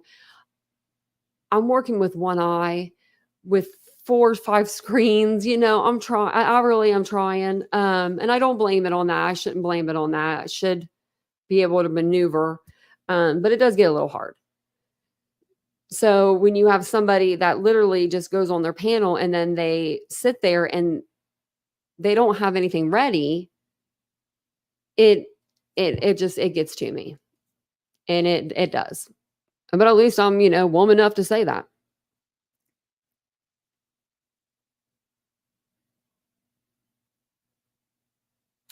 Yeah, well, she privates the other ones. She deletes the ones where, she's said some things that she shouldn't have said. Because she's trying to go back and reverse. But she is live right now. I wonder if she's talking about me. She's not on this channel. She's on her other channel. Is it on this one? No. Look, she doesn't even put it on here so people don't know. I guess she has it. Oh, and look at this. This is Brittany, girl. Come on, Brittany.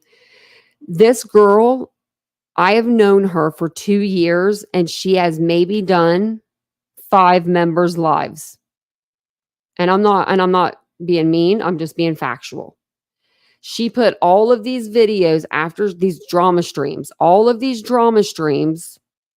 where she talked all the crap and was cussing up a storm. She put these all, members only. Like, it looks like she's been doing all these members only. Girl. Come on, Brittany. I just don't get it. I don't get why people are like this. They're all hooking up into these little groups.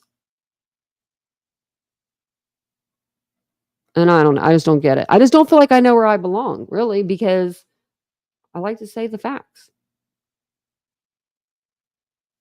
I know she has 2.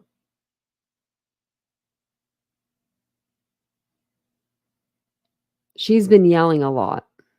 She's unhinged. even harassed her. She claimed she didn't see me. So the other night when she went on her rant over you, I emailed her. Yeah, she said something about her email too. She's getting a new email. It's all a lie. She doesn't need no damn new email. It's been 4 months and 1 day without Sebastian. Yep. Like, could you guys imagine if I came on here for an hour and moaned and groaned about me needing something? I mean, I don't know. I don't even know what would happen. I don't know what happened. I just feel like this true crime genre on YouTube has become a freaking joke. It's just become a joke, literally. You have just creators fighting with other creators. It just makes no damn sense. They all want to be the first to get the story, put it out there. I don't know. I thought and then that's what gets me. Everyone is so like, we don't want to talk about Sebastian anymore. We don't want to talk about the drama anymore. But it's like, where's everybody at? The drama. That's what I'm going to do, Vivian. I just need to get that off my chest.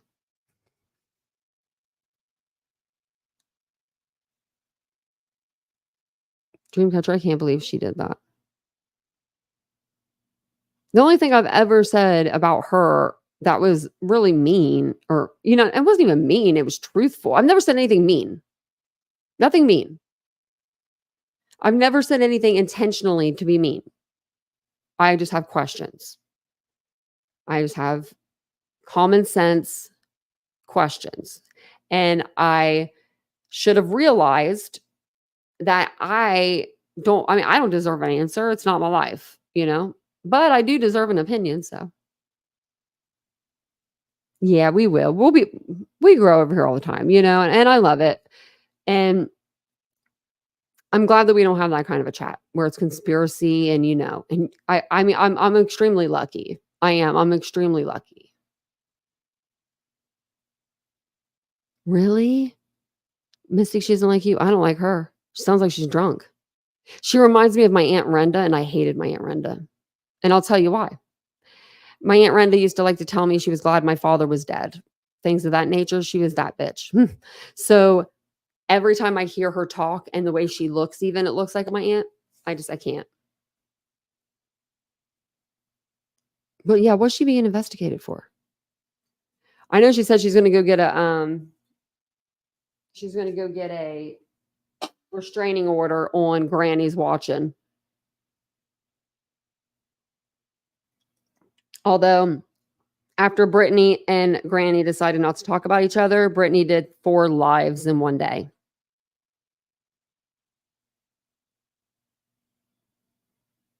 And I think that's why we're getting some more subscribers over here too, because of all the fighting.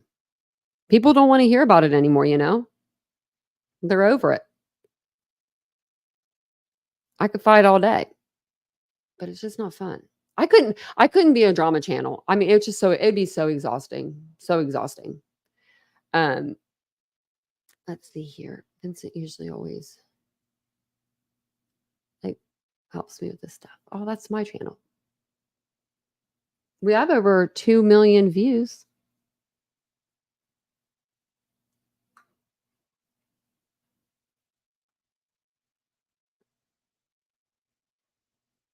I was trying to see if there's anything I could show you that would. Actually, let me see.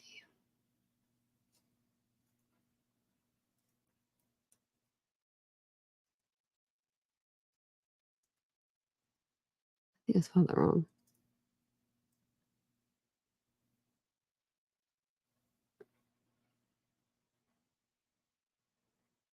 Let's see.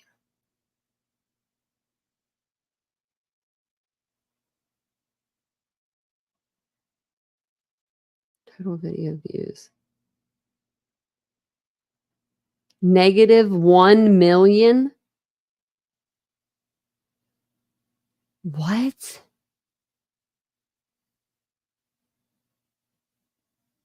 Do you remember last Christmas time with Brittany and everything that was going on with Brittany? Can someone explain to me why she would, between December 15th and December 21st, take out 1.4 million video views off her channel?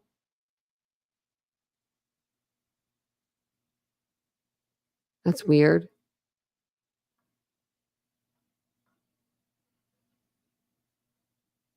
What's today?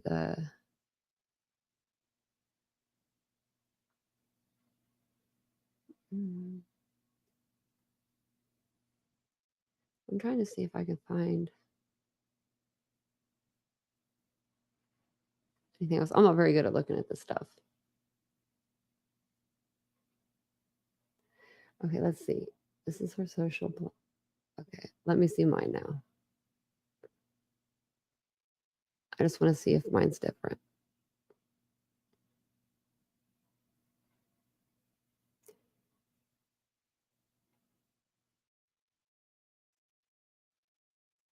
She has 1 million video views, so she's deleted a lot.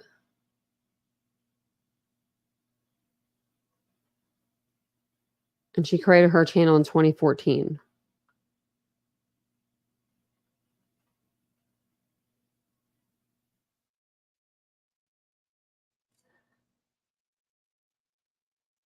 There was something that I wanted to show you, but I don't know if...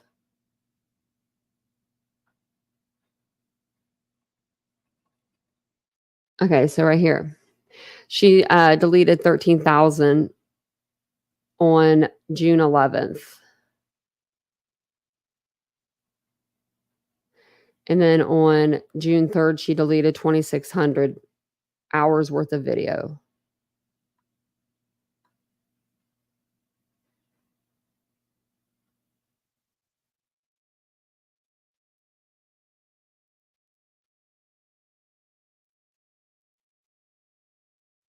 Yeah, she's really gained some subscribers off this Sebastian Rogers case.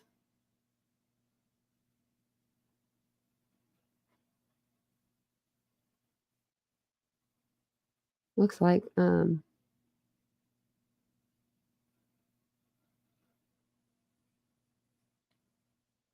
I don't know what that means.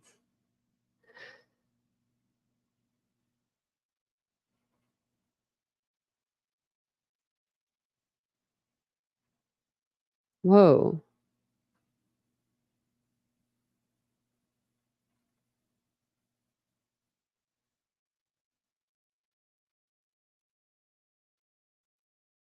Wow, okay. So January 24th, she went from 1.5 million views, 1.6 million video views, down to 175,000. Wow, that's a lot of video views. Why are we taking them all off for? Why are we hiding them? What's going on? Yeah, no, Solo. No. They'll save them for you. It's just on your YouTube. You don't get like when you can put as many videos on YouTube and you'll never run out of space. It's unlimited. It's an unlimited platform. Very weird. I know, Solo Angel Mom. I noticed that. And I also heard that like he had gotten banned or something and they just unbanned him. That's what I don't get. I don't get it. You know,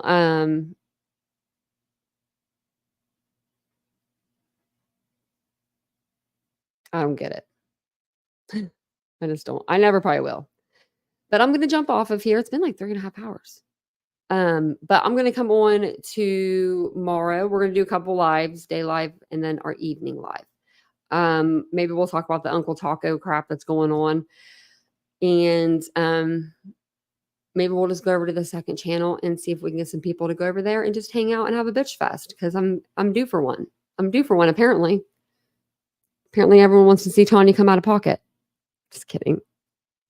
And that's exactly what it is, Vivian. Yeah. But see, no, and like people don't notice it. And it's, you know, it's unfortunate. It's unfortunate.